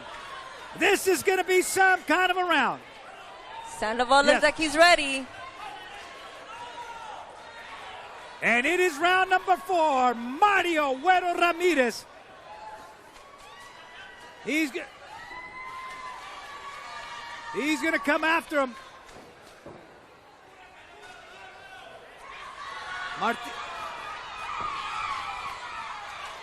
Martin Sandoval now trying to fight. Trying to find a way to get in there. He wants to survive this round. Let's see what Guero comes with.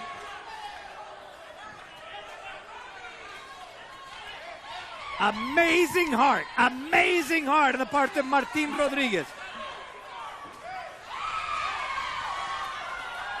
And now you see Going to the body. the 18-year-old from Camalu, Baja California, digging that He body spit to that out- straight right in.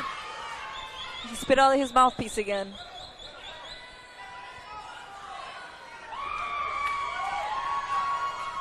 They're going to wash the mouthpiece off.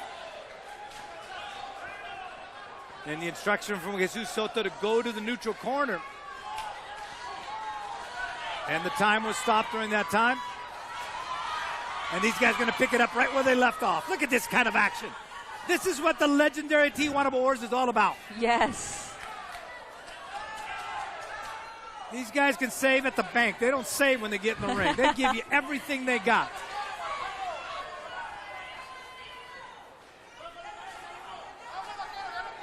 And Ramirez appears to be hurt. Backing up. He's backing up. Momentarily there.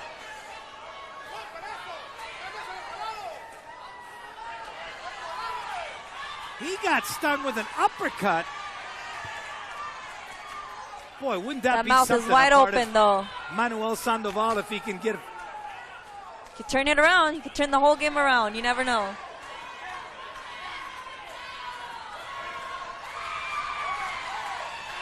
And these guys There exchanging you go. leather.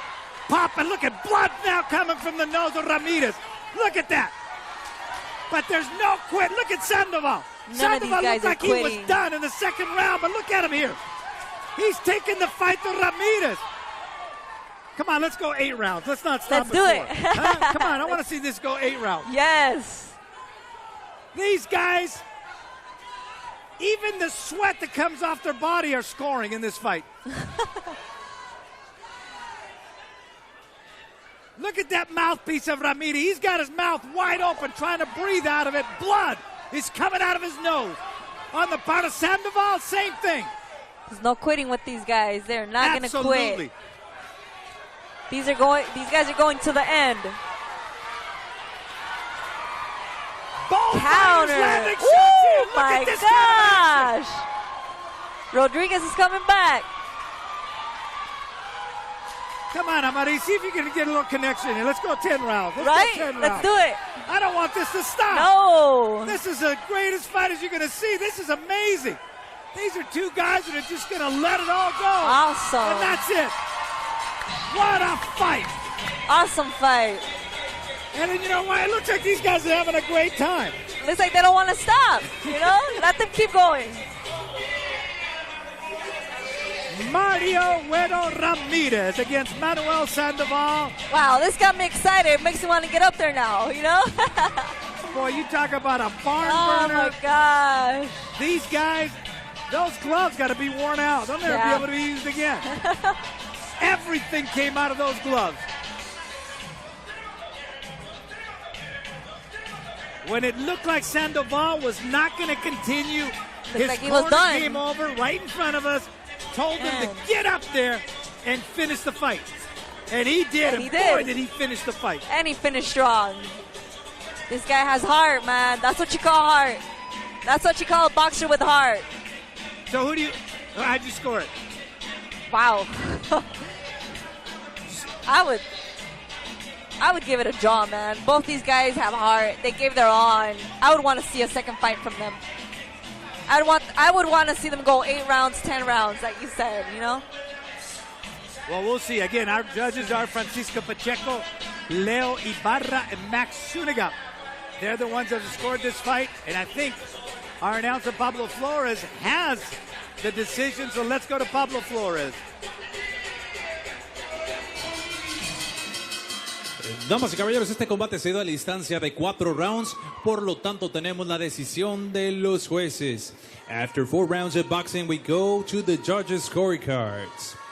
El juez, Judge Leobardo Ibarra, califica el combate 39-36. He scores it 39-36. Y los jueces Francisco Pacheco y Max Zúñiga coinciden tarjetas 40-35. These two judges have the same scores of 40-35. For your winner by the way of unanimous decision, el ganador por la vía de la decisión unánime. Camalú, Baja California. Mario, el Güero Ramírez.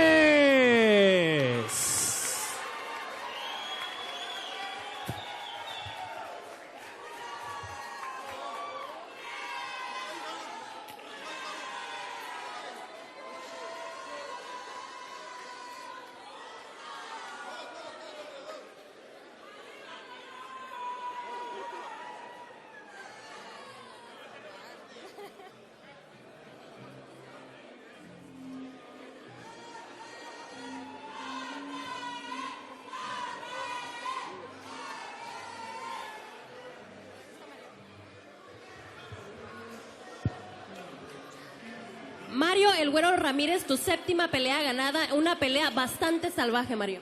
Sí, claro, una pelea dura, pues veníamos preparados y veníamos a hacer lo nuestro y pues gracias a Dios todo salió bien. Todo salió bien, te vimos muchísimo más fuerte que en otras peleas. Sí, nos preparamos más en todo, corridas, sparring, todo estuvo perfecto. Gracias a Dios, pues aquí están los resultados. Así es, excelente, Mario, felicidades. Aquí para adelantar, invitar a todos el 18 de agosto, la siguiente función. Vamos a tener a Mario en su primer pelea, 6 rounds. 18 de agosto.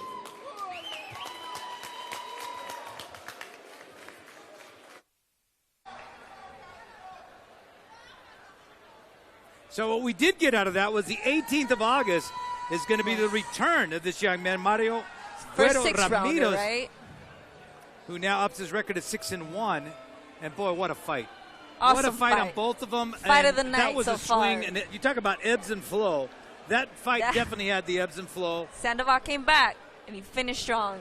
So what would you say to Manuel Sandoval he needs to do to up himself and get himself up to that next level? Just keep working hard, you know, work on your, you know, you got good head movement, but try to keep your hands up. Because like here, it showed. He got tired, he kept his hands down, he got clocked, you know. Hands up is always the point.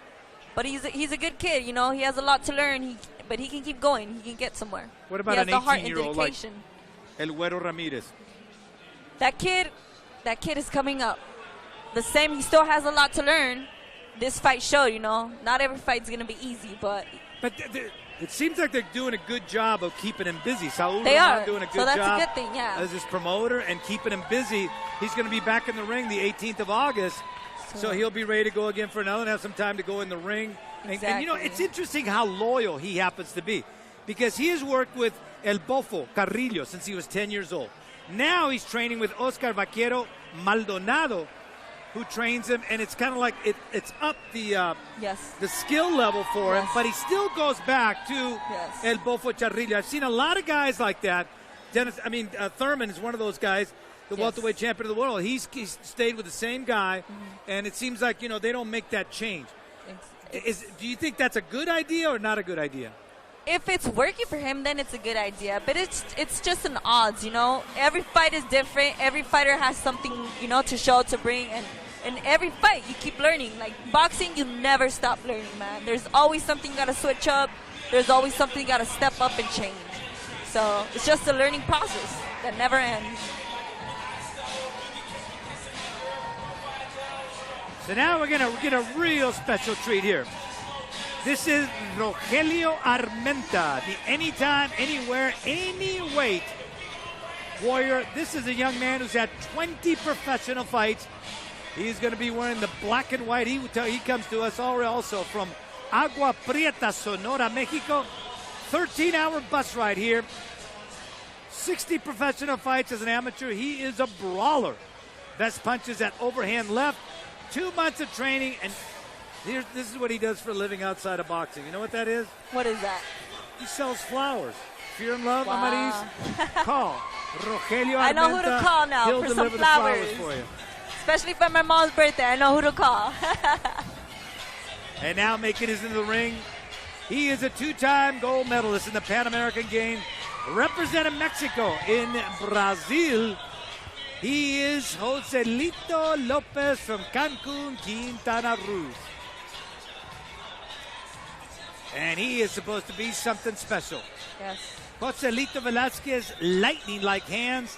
Now he is going to go ahead and change that style as an amateur to that of a professional. Speed, speed, speed, speed. Now he's going to have to dig that body. Technique and know how power. to create angles when he happens to go ahead and do these, get in there in the professional. The hurt for pay business.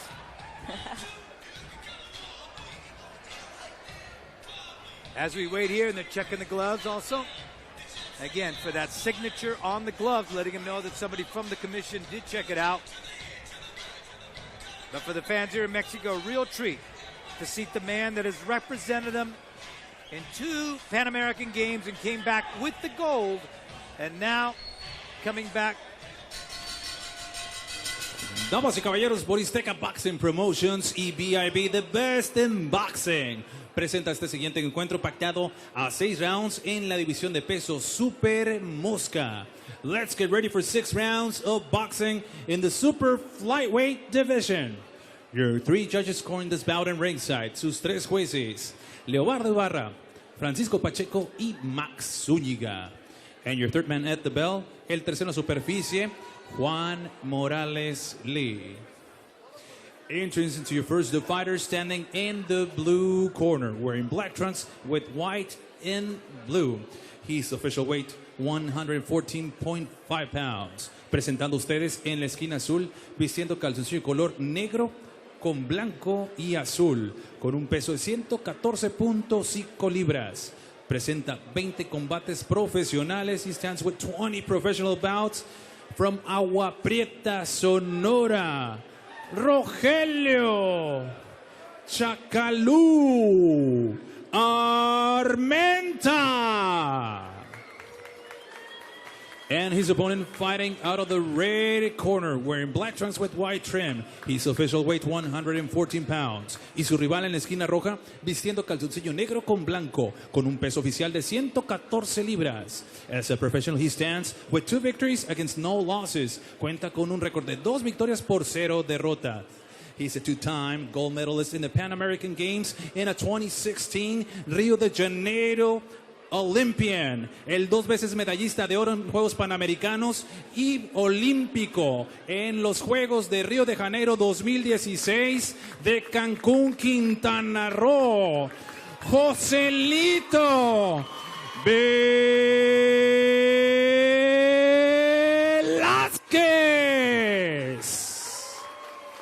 Y para dar las instrucciones finales, aquí está Juan Morales Lee.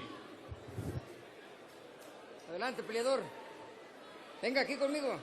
¿Saben la regla? Llévenles a cabo. Mucho cuidado con la cabeza, no golpes al cerebro. Atrás de los riñones y abajo del cinturón. Dense la mano, que gane mejor. Suerte para los dos. The final instructions there by one of my favorite referees in Mexico, Juan Morales Lee. Our judges scoring this fight is going to be Francisco Pacheco, Leo Ibarra, Max Zúñiga, and your principals in the ring, the Olympian, representing Mexico in Brazil, Joselito Lopez has on the black trunks. In the black trunks with the blue stripes from Agua Prieta, Sonora, 20 professional fights, that is going to be Rogelio Armenta. On the part of Velasquez, you're going to see this is a kid that is so polished. You can just see by that calm. You're going to see by that snapping jab and that straight right hand. And he's going to be working and punching in combinations. Yes. Armenta as a southpaw, again, trying to cause some problems for him right there, Amariz. Maybe trying to confuse the youngster. Trying to throw him off.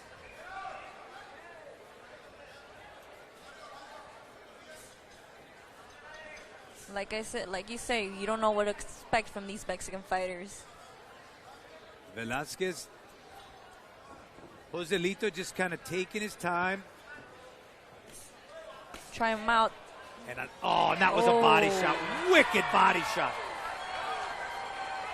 Anything you ate even as far back as 2 days just came out. And that's one of those delayed responses that is a debilitating shot. It's a sharp shock at first, but afterwards you start feeling a pain and it's like a stinging shot, and oh boy. Like you said, everything's going to come out. His breakfast, his lunch, his dinner. But do you dig the body a lot? Now I am. Now I'm starting to. So now I love it hitting the body. You chop it down. It's like a tree. You got to chop it down, you know? You start from the bottom, chop them down from the bottom, then get to the head. Okay, so any questions we may have had about an amateur coming to the pro rank, he just showed us right there. Yep. He's a seasoned professional. Exactly. He can go to the body, and he can do some serious body damage right there. And, of course, one of the greatest body punches of all time, Mike McCallum, the body snatcher.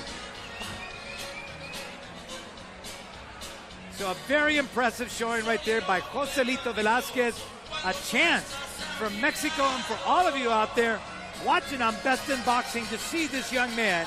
Damas y caballeros, tenemos el tiempo oficial de 1 minuto con 9 segundos en el primer round. We have the official time of 1 minute and 9 seconds coming into the very first round. Declaring your winner by the way of knockout. Su ganador por la vía del knockout de Cancún, Quintana Roo, el olímpico Joselito Velasquez.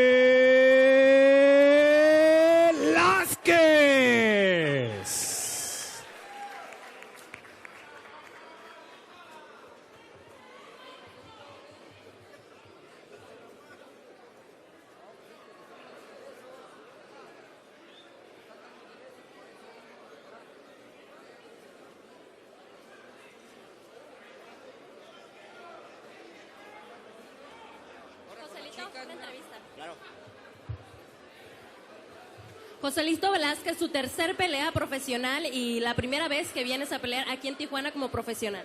Sí, pues contento, agradecido primero que nada con Dios y a todo el trabajo que hemos hecho. Creo que se refleja aquí arriba del ring y a seguir trabajando fuerte con la misma disciplina y la misma seriedad. Así es, perfecto. Notamos que tienes aquí, viene tu mamá, viene tu familia a apoyarte completamente emocionados. ¿Un mensaje para ellos? Sí, pues como le digo, siempre le agradezco a Dios que tengo el apoyo de mi familia conmigo. Tanto me gusta venir a Tijuana, lo hice como amateur y ahora como profesional, muy a gusto con toda la gente de aquí de Tijuana. Así es, Joselito, pues felicidades y que sigan los éxitos. Muchísimas gracias. So definitely a very engaging young man right there, and is very gracious and coming down here to Mexico to go ahead and fight, and a chance to go ahead and show what he can do. What he has. And really, delight the fans. Delight the fans with his showing, the body shot. And he did. Like every great Mexican fighter, you got to have those body shots. Yes. That body shot in the left hook. You have no idea how many times I talk to people all over the world, and I always tell them, you know what? Take your fighter. Take him to Tijuana. Yeah. And it's an anatomy class is what you're going to take. You're going to learn how to attack the body, and you're going to learn how to defend yourself to body shot, and also for yourself to go ahead and land those body shots. Because you definitely learned that here in Mexico. Damas y caballeros, tenemos invitados especiales en esta noche. Si nos hacen el favor de acompañarnos aquí dentro del ring. Tenemos al clasificado número 1 en México y número 2 en el mundo en peso ligero, a Antonio Orozco. Fuerte aplauso. He's ranked number 2 in the world. Antonio Orozco, number 1 in Mexico. También tenemos al miembro del Salón de la Fama, promotor allá en California. He's a Hall of Famer promoter in California. Tenemos a Bobby de Filippis. Véngase, Bobby. Come on. Come on into the ring. Come on, friend. También tenemos al manager internacional, a Frank Espinosa.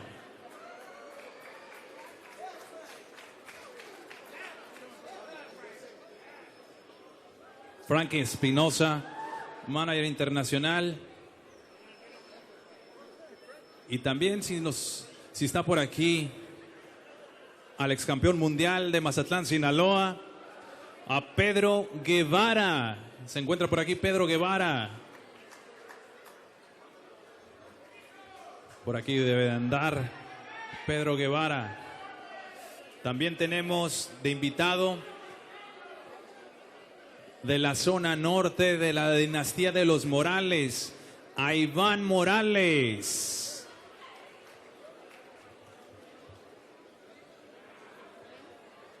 Bueno, yo creo que no tardan en llegar, pero vamos a despedir como se merecen al miembro del Salón de la Fama de California, Hall of Famer en California, Bobby de Filippis, a Antonio Orozco, número 2 en el mundo, y a Frank Espinosa, manager internacional. Muchísimas gracias a nuestros invitados de honor en esta noche en Boristeca Boxing Promotions, y les queremos recordar que nuestro siguiente evento es el 18 de agosto. We want to remind you we have our next show coming up Friday, August the 18th. So don't forget, book it, and we'll see you right here in Mezzanine. Continuamos.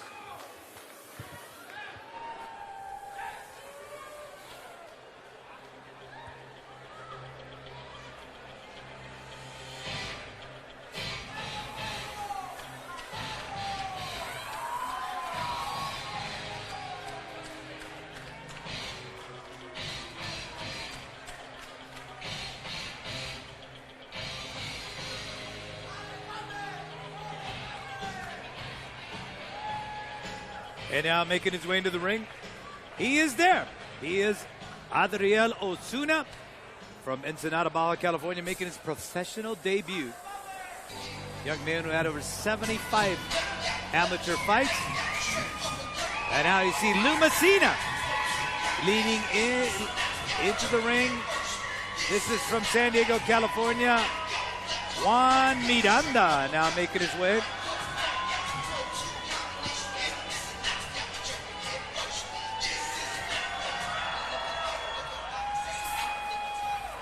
This is going to be 4 rounds. Miranda weighing in 120 pounds. Osuna, 119 and a half.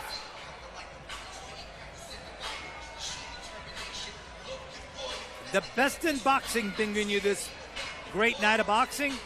A chance for you to watch these fighters. Make a note of it. And watch them as they progress in their career. This is where dreams are made. They're cultivated.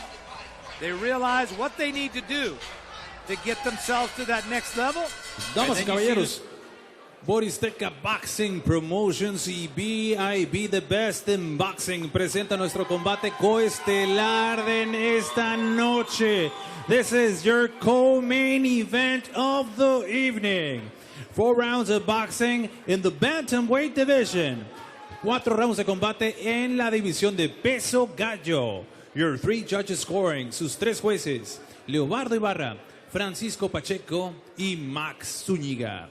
And your third man at the bell, el tercero en superficie, el experimentado Juan Morales Lee. Introducing to you first the fighter standing in the blue corner, wearing black trunks with white trim. His official weight 119.5 pounds. Presentando ustedes en la esquina azul, vistiendo calzoncillo color negro con blanco, con un peso de 119.5 libras. Haciendo esta noche su debut profesional, making tonight his pro debut, hailing out of Ensenada, Baja California, Adriel Osuna.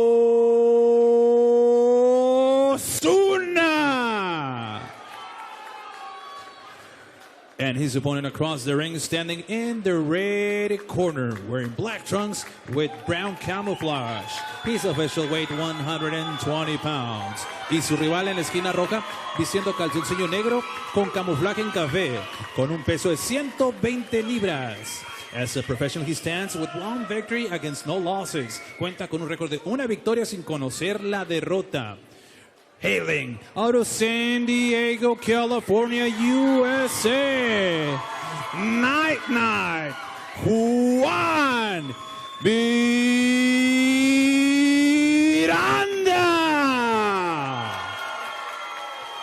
Para dar las instrucciones finales, aquí está Juan Morales Lee. Jóvenes, saben las reglas, llévenlas a cabo, den una pelea limpia y bonita. Dense la mano y que gane mejor. Suerte para los dos. For this fight, you got Francisco Pacheco, Leo Ibarra, Max Zuniga. Juan Morales Lee is going to be calling the combatants to the center of the ring. They are Juan Miranda. He's going to be a southpaw. He's wearing the camouflage trunks. He's taking on Adriel Osuna from Ensenada, Baja California. In the black trunks, he is making his professional debut. From Lincoln High School in San Diego, California, is Juan Miranda. 60 fights as an amateur. Jesse Tanner is going to be the guy in his corner. He says he's a counterpuncher, very flashy, straight left hand. He's been training with Chris Martin, getting him ready for the fight tomorrow night. He's going to be fighting on that undercard of Kovalov and the great Andre Ward. Can't wait for that rematch. It should be good. Miranda right away trying to go ahead and land with that straight right hand and work the left behind that.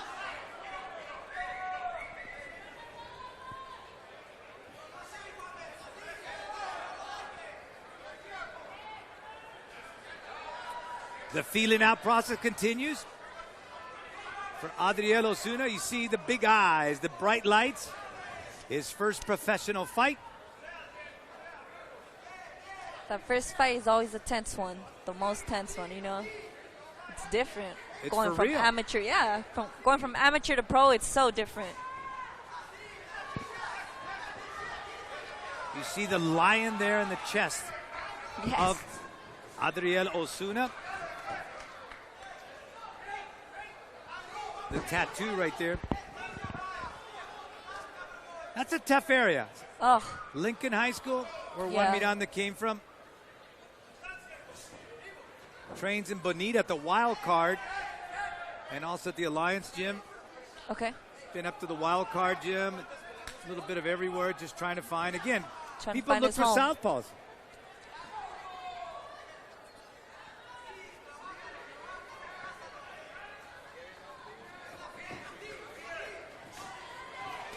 You can tell Osuna's a tough guy. He's going to go ahead and try to make this a street fight. He's going to try to rough him up and right there and throw those shots up close. And that right hand right there by Osuna. Glancing, and twice now he's able to find a home for that right hand. Miranda all of a sudden now, he's got his attention there, Amaris. Let's see what he comes back with. Let's see how he responds. Two guys right now trying to position themselves, trying to get some leverage. Miranda's still trying to find himself. Miranda telegraphing a little bit that left hand when he's going to throw it.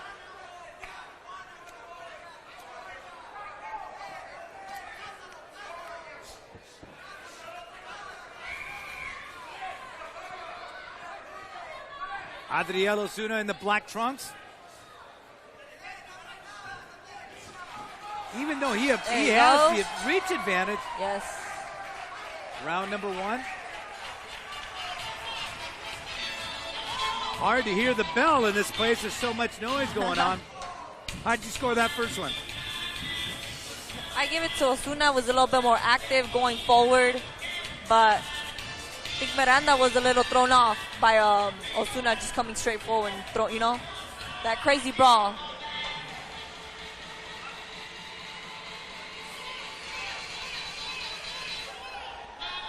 But Miranda kept it cool, kept it calm, trying to figure his opponent out. So a guy like, you get a guy like Miranda, he appears to be a little bit tight. I mean, tremendous confidence, but also appears tight. to be a little bit tight. Yeah. Let's see if he can loosen up a little bit. And with his long Start letting reach, that go. you know, he can use his distance.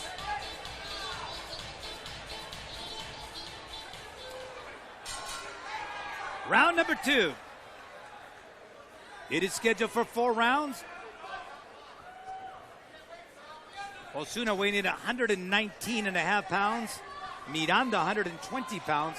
Miranda is a southpaw with the camouflage trunks. Nice upper right Osuna there. has on the black trunks. Miranda's trying to throw shots. And I mean shots with some bad intentions. Very bad. But that's what he needs to do with the wild, you know, a wild fighter like that. You need to throw shots with bad intentions to calm them down. Juan Morales does a great job. And you see he's always able to see every angle that's taken place. That's a part of a great referee. Managing every inch of that ring.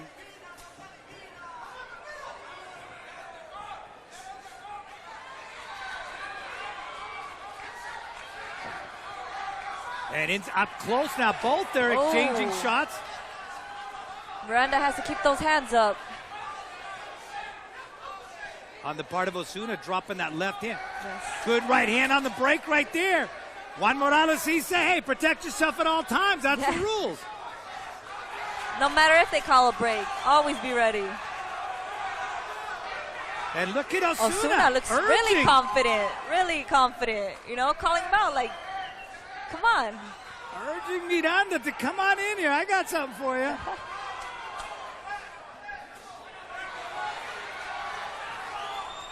Miranda has to keep his cool and, you know, fight his fight. Don't fall into his trap.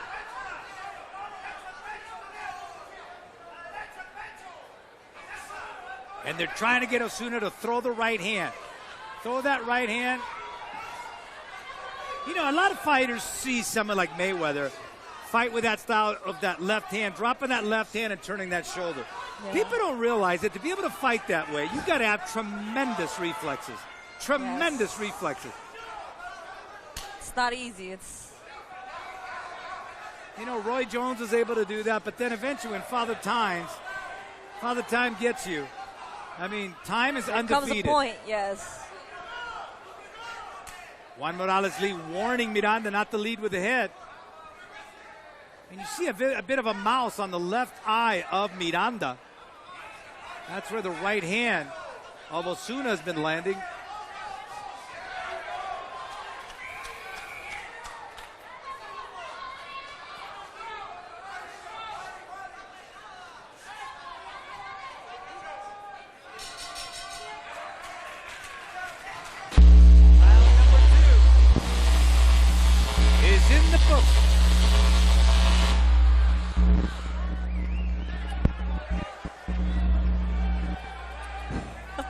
Just had our camera catch on fire here, so that's interesting. Oh, wow.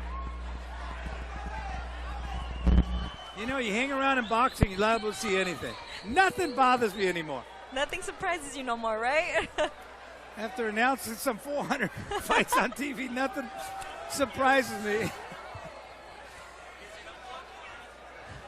Quick thinking by our judges here at ringside. As our monitor caught on fire here, so I think we're going to be all right. I think we're going to make it to round number 3. I hope so. Boy, the action got so hot, even our monitors caught on fire. Couldn't handle it. It couldn't handle it. Now, folks, we got to wing it. No monitor for us. We got to call it right from what we see right out in front of us now. Here we go. Your principal's in the ring. Juan Miranda's wearing it. He's got on the camouflage trunks. He's a southpaw. Adriel Osuna in the black trunks. These fighters, each of them have had their moments. Amaria scored this fight so far a draw. So we'll see how it goes. Osuna making his pro debut very confident young men. Very. Urging Miranda to come forward. To bring it to him, like. But I think it's getting to Miranda, though. It's throwing him off a bit. But he has to get more active. Look at the bright eyes of Miranda. And he seems to be a bit frustrated because the style of Osuna, he is aggressive, and he seems to time it out. Where it's almost like he telegraphed. He sends out an email every time Miranda's going to come in.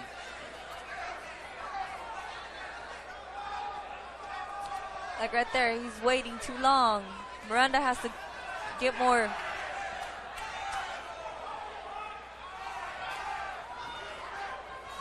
In the center of the ring, both of these fighters now trying to get leverage on each other. Good right hand right there by Osuna. Landing on the bridge of the nose of Miranda. Miranda now coming back. Throwing back.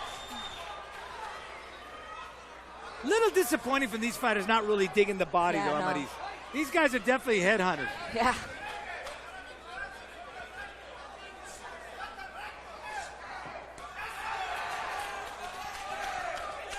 And that's the thing, when your angles on your punches come from pretty much one area, a lot easier to defend that. The corner of Osuna. The man in the black trunks, they're yelling at him to throw the right hand, throw the right hand. And he's trying to counter that right there, Amariz.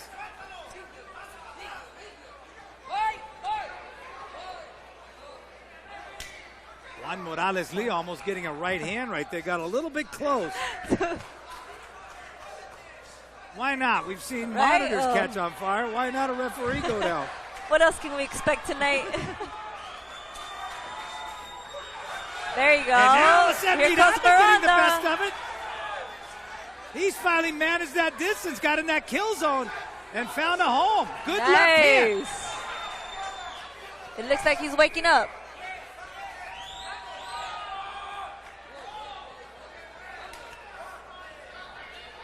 And the question that has to be answered on the part of Miranda, he seems extremely confident when he comes in like that. But what happens when somebody tags him? That's what we're going to find out. We hope it doesn't happen tonight, but the fourth and final round is coming up.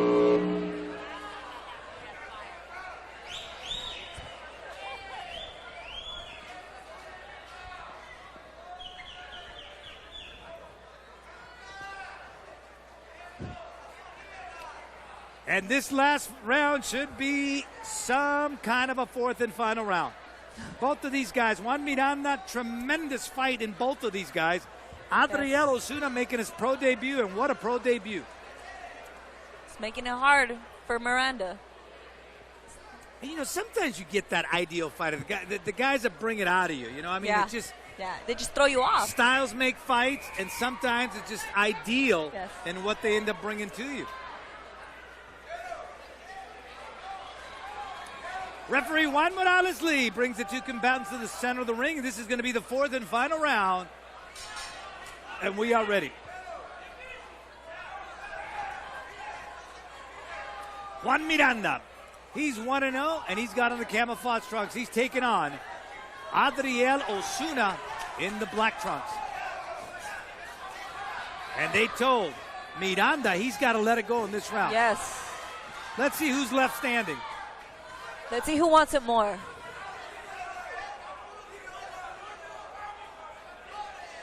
On the part of Osuna, he's definitely got some answers as far as is that style that he's fighting a good style for him. It's an awkward style.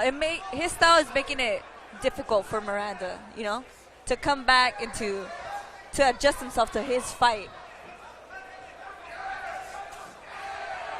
And now they're just taking turns here, doing some serious damage to each other's anatomy. And Juan Morales Lee letting him fight. Yes. He's letting them fight. He's letting them go. And boy, everything's landing. Elbows, tape.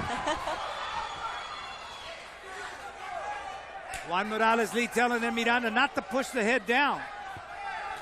And good right hand right there by Osuna. Nice right hand. Sneaky right hand landing.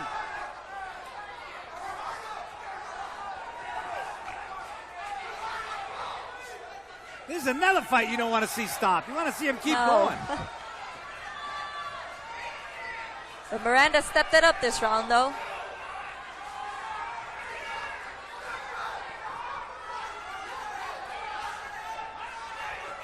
These guys don't know what it's like to quit. No. They're going to bring everything they got into both. Tremendously confident in each other. The confidence they have, it just exudes out of them.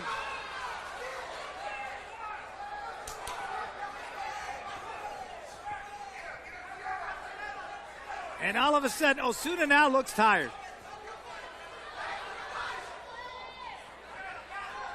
They let everything go.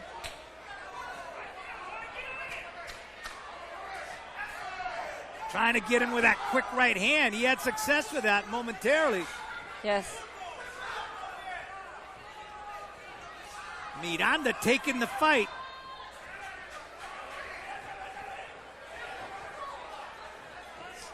Miranda shown to be the stronger of the two fighters, able to go ahead and muscle him into position. Keeps him on the ropes, you know. You know, and I can see why they packed this place. Yeah. People know they're going to get these kind of fights.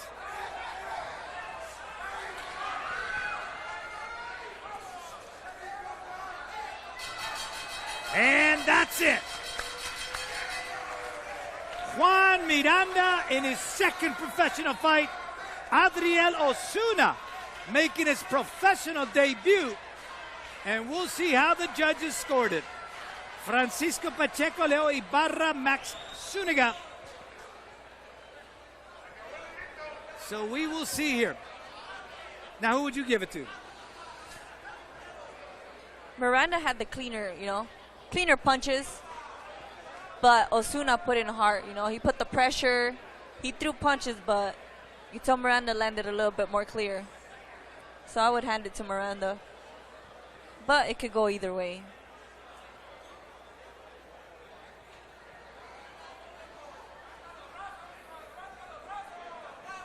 So there you got Juan Miranda. If Amariz Quintana was the judge, would be the winner. Francisco Pacheco, Leo Ibarra, Max Zuniga scoring this fight. We'll see how they scored it. And we are ready for Pablo Flores to give us the tabulations. Alejandro Garcia is the commissioner of the Baja California Boxing Commissioner, based out of Tijuana, Baja California. He is the man who tabulates the cards of the three judges. And he has given them to our ring announcer, Pablo Flores. So we are ready for the official announcement from Pablo Flores. Caballeros.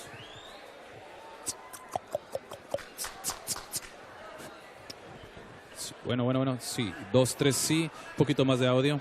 Damas y caballeros, después de 4 rounds de combate, nos vamos con las tarjetas de los jueces. After 4 rounds of boxing, we go to the judges' scorecards. Los 3 jueces, Francisco Pacheco, Leobardo Ibarra y Max Zúñiga, coinciden en tarjetas 39-37. All 3 judges have scored the same, 39-37. For your winner by the way of unanimous decision, su ganador por la vía de la decisión unánime. Night, Juan Miranda. And there you have your winner. It is Juan Miranda, who is now 2-0 as a professional. So Adriel Osuna gave us a great fight. It wasn't enough. And Juan Miranda gets the win. So Amariz, as a judge, you did well. Right? Saw it the same way. And putting up a great fight is young Adriel Osuna. As he goes over to congratulate the corner. And now we'll see. So we've got our main event coming up. My main event of the evening, it is going to be Roberto Meza, the unbeaten young man from the city of Temecula, California, training out of Pico Rivera. And that is a young man who is very dedicated to make that drive. That's a long drive from Temecula to go to Pico Rivera to go ahead and get yourself ready. 6-0 with 3 knockouts. Football player at Chaparral High School. Sí, 2-2-2. Un poquito más de audio. Now he is trained by his fighter. And Amariz, sometimes that works, and sometimes it doesn't. Yes, it's hard, but it's like they say, family always sticks together. So. Now, did your father train you? No, he did not. No, yeah. He gives me tips here and there, but I've always had my trainer apart, you know. So is it still David Gutierrez? No. I am training with Luis Gomez now.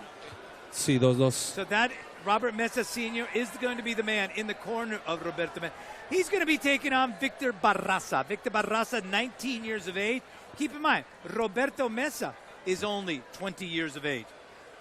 Victor Barraza from Mexicali, Baja California. He's going to have Carlos Llanes in his corner. Now keep in mind, this young man is was the national amateur featherweight champion. So he comes with experience. So. And when you're a national champion from Mexico, you are one heck of a fighter. Yes. Now, has that style adapted well for in the pay for hurt ranks? That we're going to find out. But Victor Barraza says he's very well prepared for this particular fight, has had plenty of time to get himself in good shape, and sees a great opportunity when you fight someone that is undefeated. So tremendous motivation by adding his name to his record. And Mexicali, Baja California there, it's an area of boxing there. I know Giovanni Segura came to us from that area, and what a fighter he was. His fight with Ivan Calderon was a 2008, and then again 2010 Fight of the Year by the WBO. Tremendous fight. Segura is probably the best fighter I've seen fight, changing from southpaw to right hand. And now making his way into the ring. Here he is, Roberto Meza from Temecula, California. And the people in Tijuana have really taken to him. A very exciting fighter, 20 years of age. He is undefeated.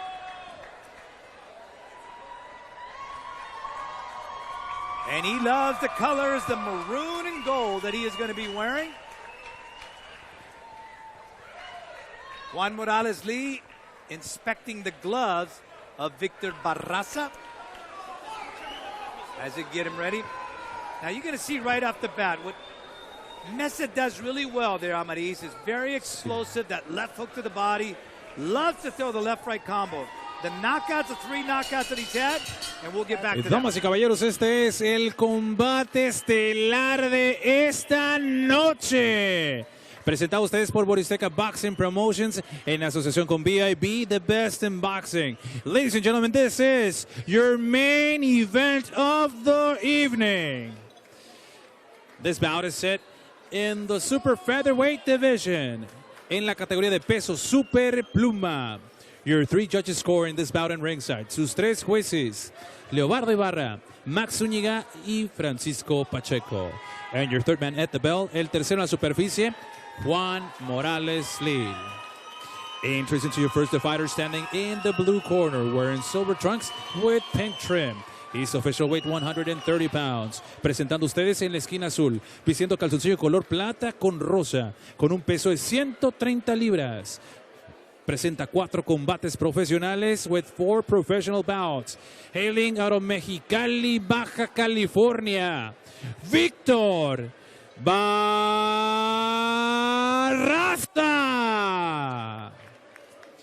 And his opponent across the ring, standing in the red corner, wearing burgundy trunks with gold trim. His official weight, 130 pounds. Y su oponente peleando en la esquina roja, vistiendo calzoncillo en color guinda con oro, con un peso de 130 libras. As a professional, he stands undefeated with 6 victories, no defeats, and 5 of his victories coming by the fast way of knockout. Presenta un récord de 6 victorias, 0 derrotas y 5 de esas victorias por la vía del knockout. Hailing out of Temecula, California, USA, Roberto the Ram Meza. And to give out the final instructions, here is Juan Morales Lee. jóvenes, saben la regla, llévenlas a cabo. Mucho cuidado con la cabeza, no al cerebro, no a los riñones, no abajo del cinturón, no de golpes de revés ni con el hombro. Dense la mano, que gane mejor. Suerte para los dos. Perdón.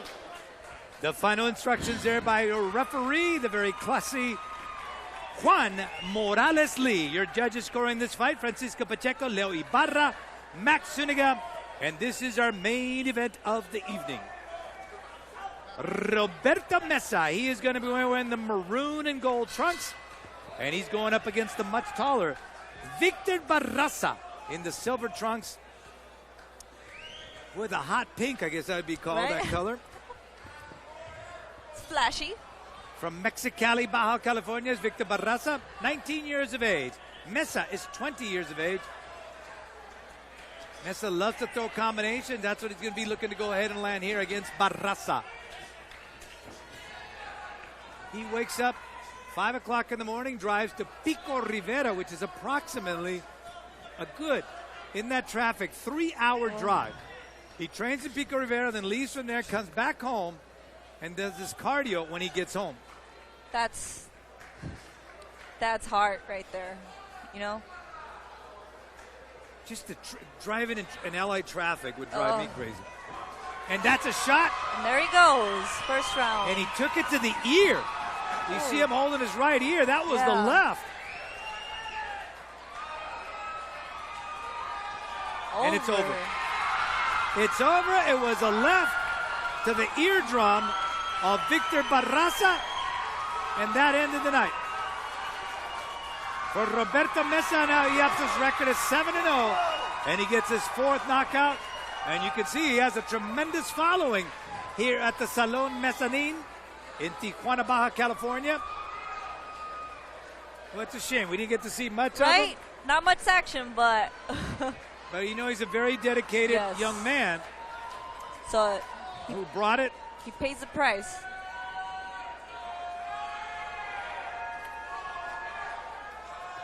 So what a night of boxing. Awesome knockouts night. after knockouts after knockouts, and even our monitor got knocked out. It got too hot, caught on fire. It couldn't handle the night. It couldn't handle the fights.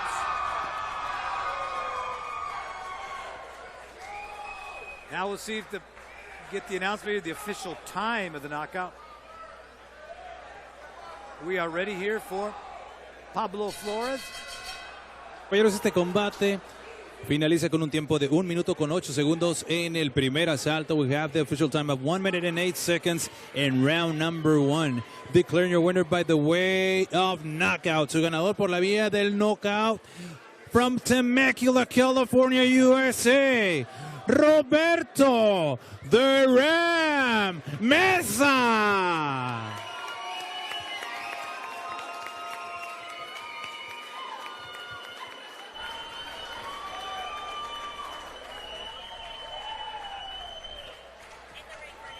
Okay, take all this off.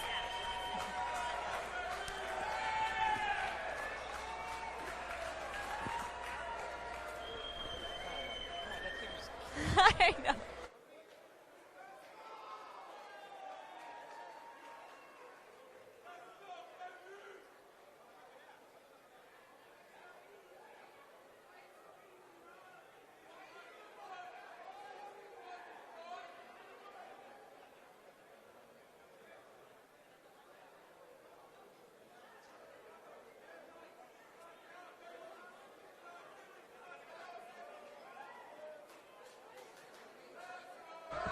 Hey, but he did his thing.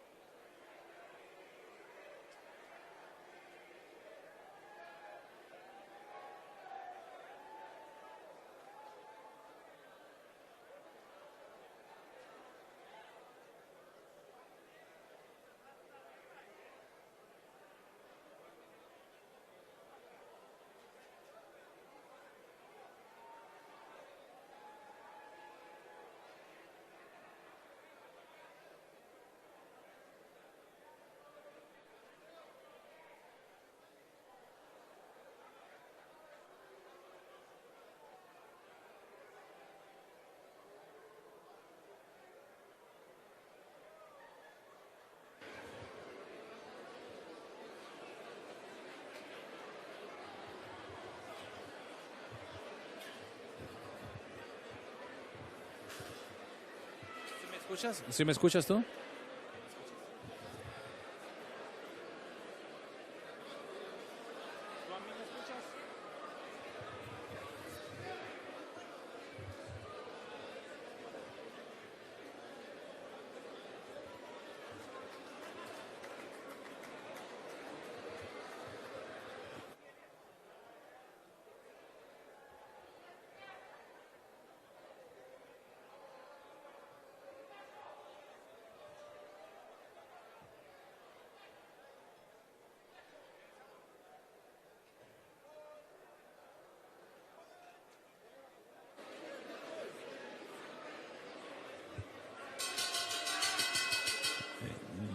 Damas y caballeros, Boristeca Boxing Promotions y BIB, the best in boxing, presenta este cotejo pacteado a 4 rounds en la división de peso ligero.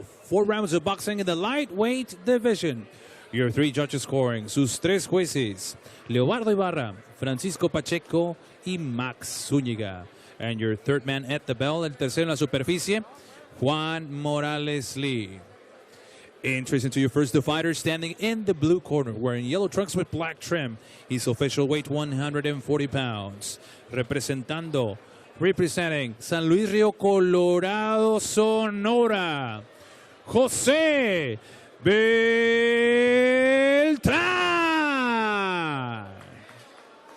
And his opponent across the ring, standing in the red corner, wearing blue, white, and green.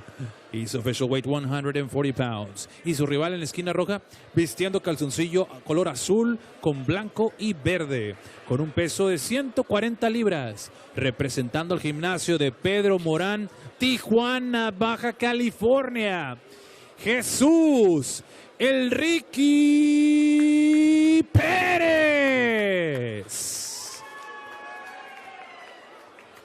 Para dar las instrucciones finales, aquí está. To give out the final instructions, here is Juan Morales Lee. Jóvenes, saben las reglas, yo les acabo de dar una pelea limpia y bonita, que gane mejor. Suerte para los dos. He is in the blue corner. That's Ricky Perez in the blue trunks. Jose Beltran is going to be wearing the gold and black. 4 rounds. Ricky Perez, who's trained by Pedro Moran Jr. They have the great gym right there, right next to the Tijuana Auditorium. And here comes Jose Beltran going right at Ricky Pettis. He's just swinging everything. He's hoping something lands. And look at this. This is like a hurricane hitting a screen door. Oh, it is all leather. Just throwing everything, caution to the wind, and just letting it go. How many of these hang on? I'm trying to hang on, but it's hard. I can't even breathe in this round. Keep your left hand up here, Amaris. Jose Beltran came out, and boy, he just came out launching serious leather. He's winding up from Mexicali and trying to land the punch right here in Tijuana. Ricky Perez, on the other hand, staying on top of him. And look at Jose Beltran. He's ready to spit out that mouthpiece at any moment. That is just not a comfortable position for him. He's got blood coming out of his nose.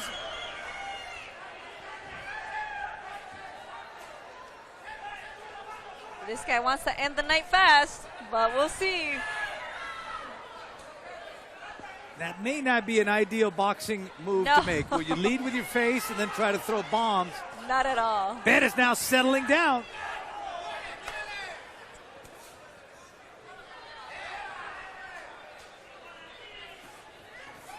And the steam of Jose Beltran is all of a sudden seems like it has been used up. Pedro Moran Jr. does a great job of training these guys. Yes. You know, he has a gym there that is just full of fighters. So plenty of sparring for these guys. And plenty of chances to improve themselves.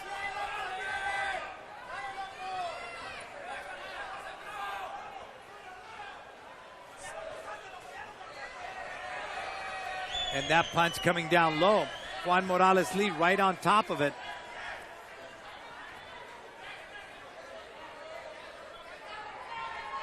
And now they can, he spit out, I knew it wasn't comfortable, now he did spit out that mouthpiece.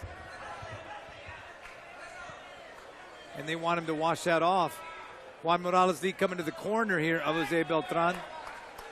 They will wash that off, and you see the blood now out of the right nostril. The right nostril, Jose Beltran. This kid came out to kill, though. But you never want to do that in the first round.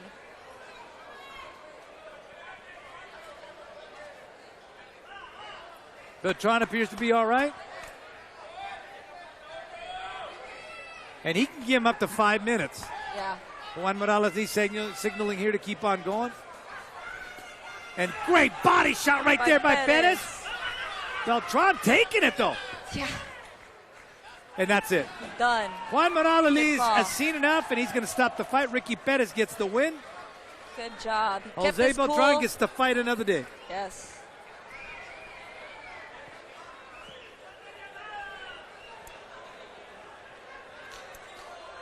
Pedro Moran Jr. training Ricky Perez. That could have been a dangerous fight for Ricky Perez because, I mean, that's unorthodox to the 10th power. And one wild punch can end the night, you know? It's. So have you ever had that where somebody just came at you like that? Oh, yes. In sparring, too, you know? Even in sparring, they just come at you, you're like. But it's better to keep it cool than to go crazy and, you know, get wild. It's, you know? It's better just keep it cool, let them throw, step back, reset, and come back in, but smart, you know? Just like Perez kept his cool. You know, he was being aggressive also, but he didn't get so wild like Beltran.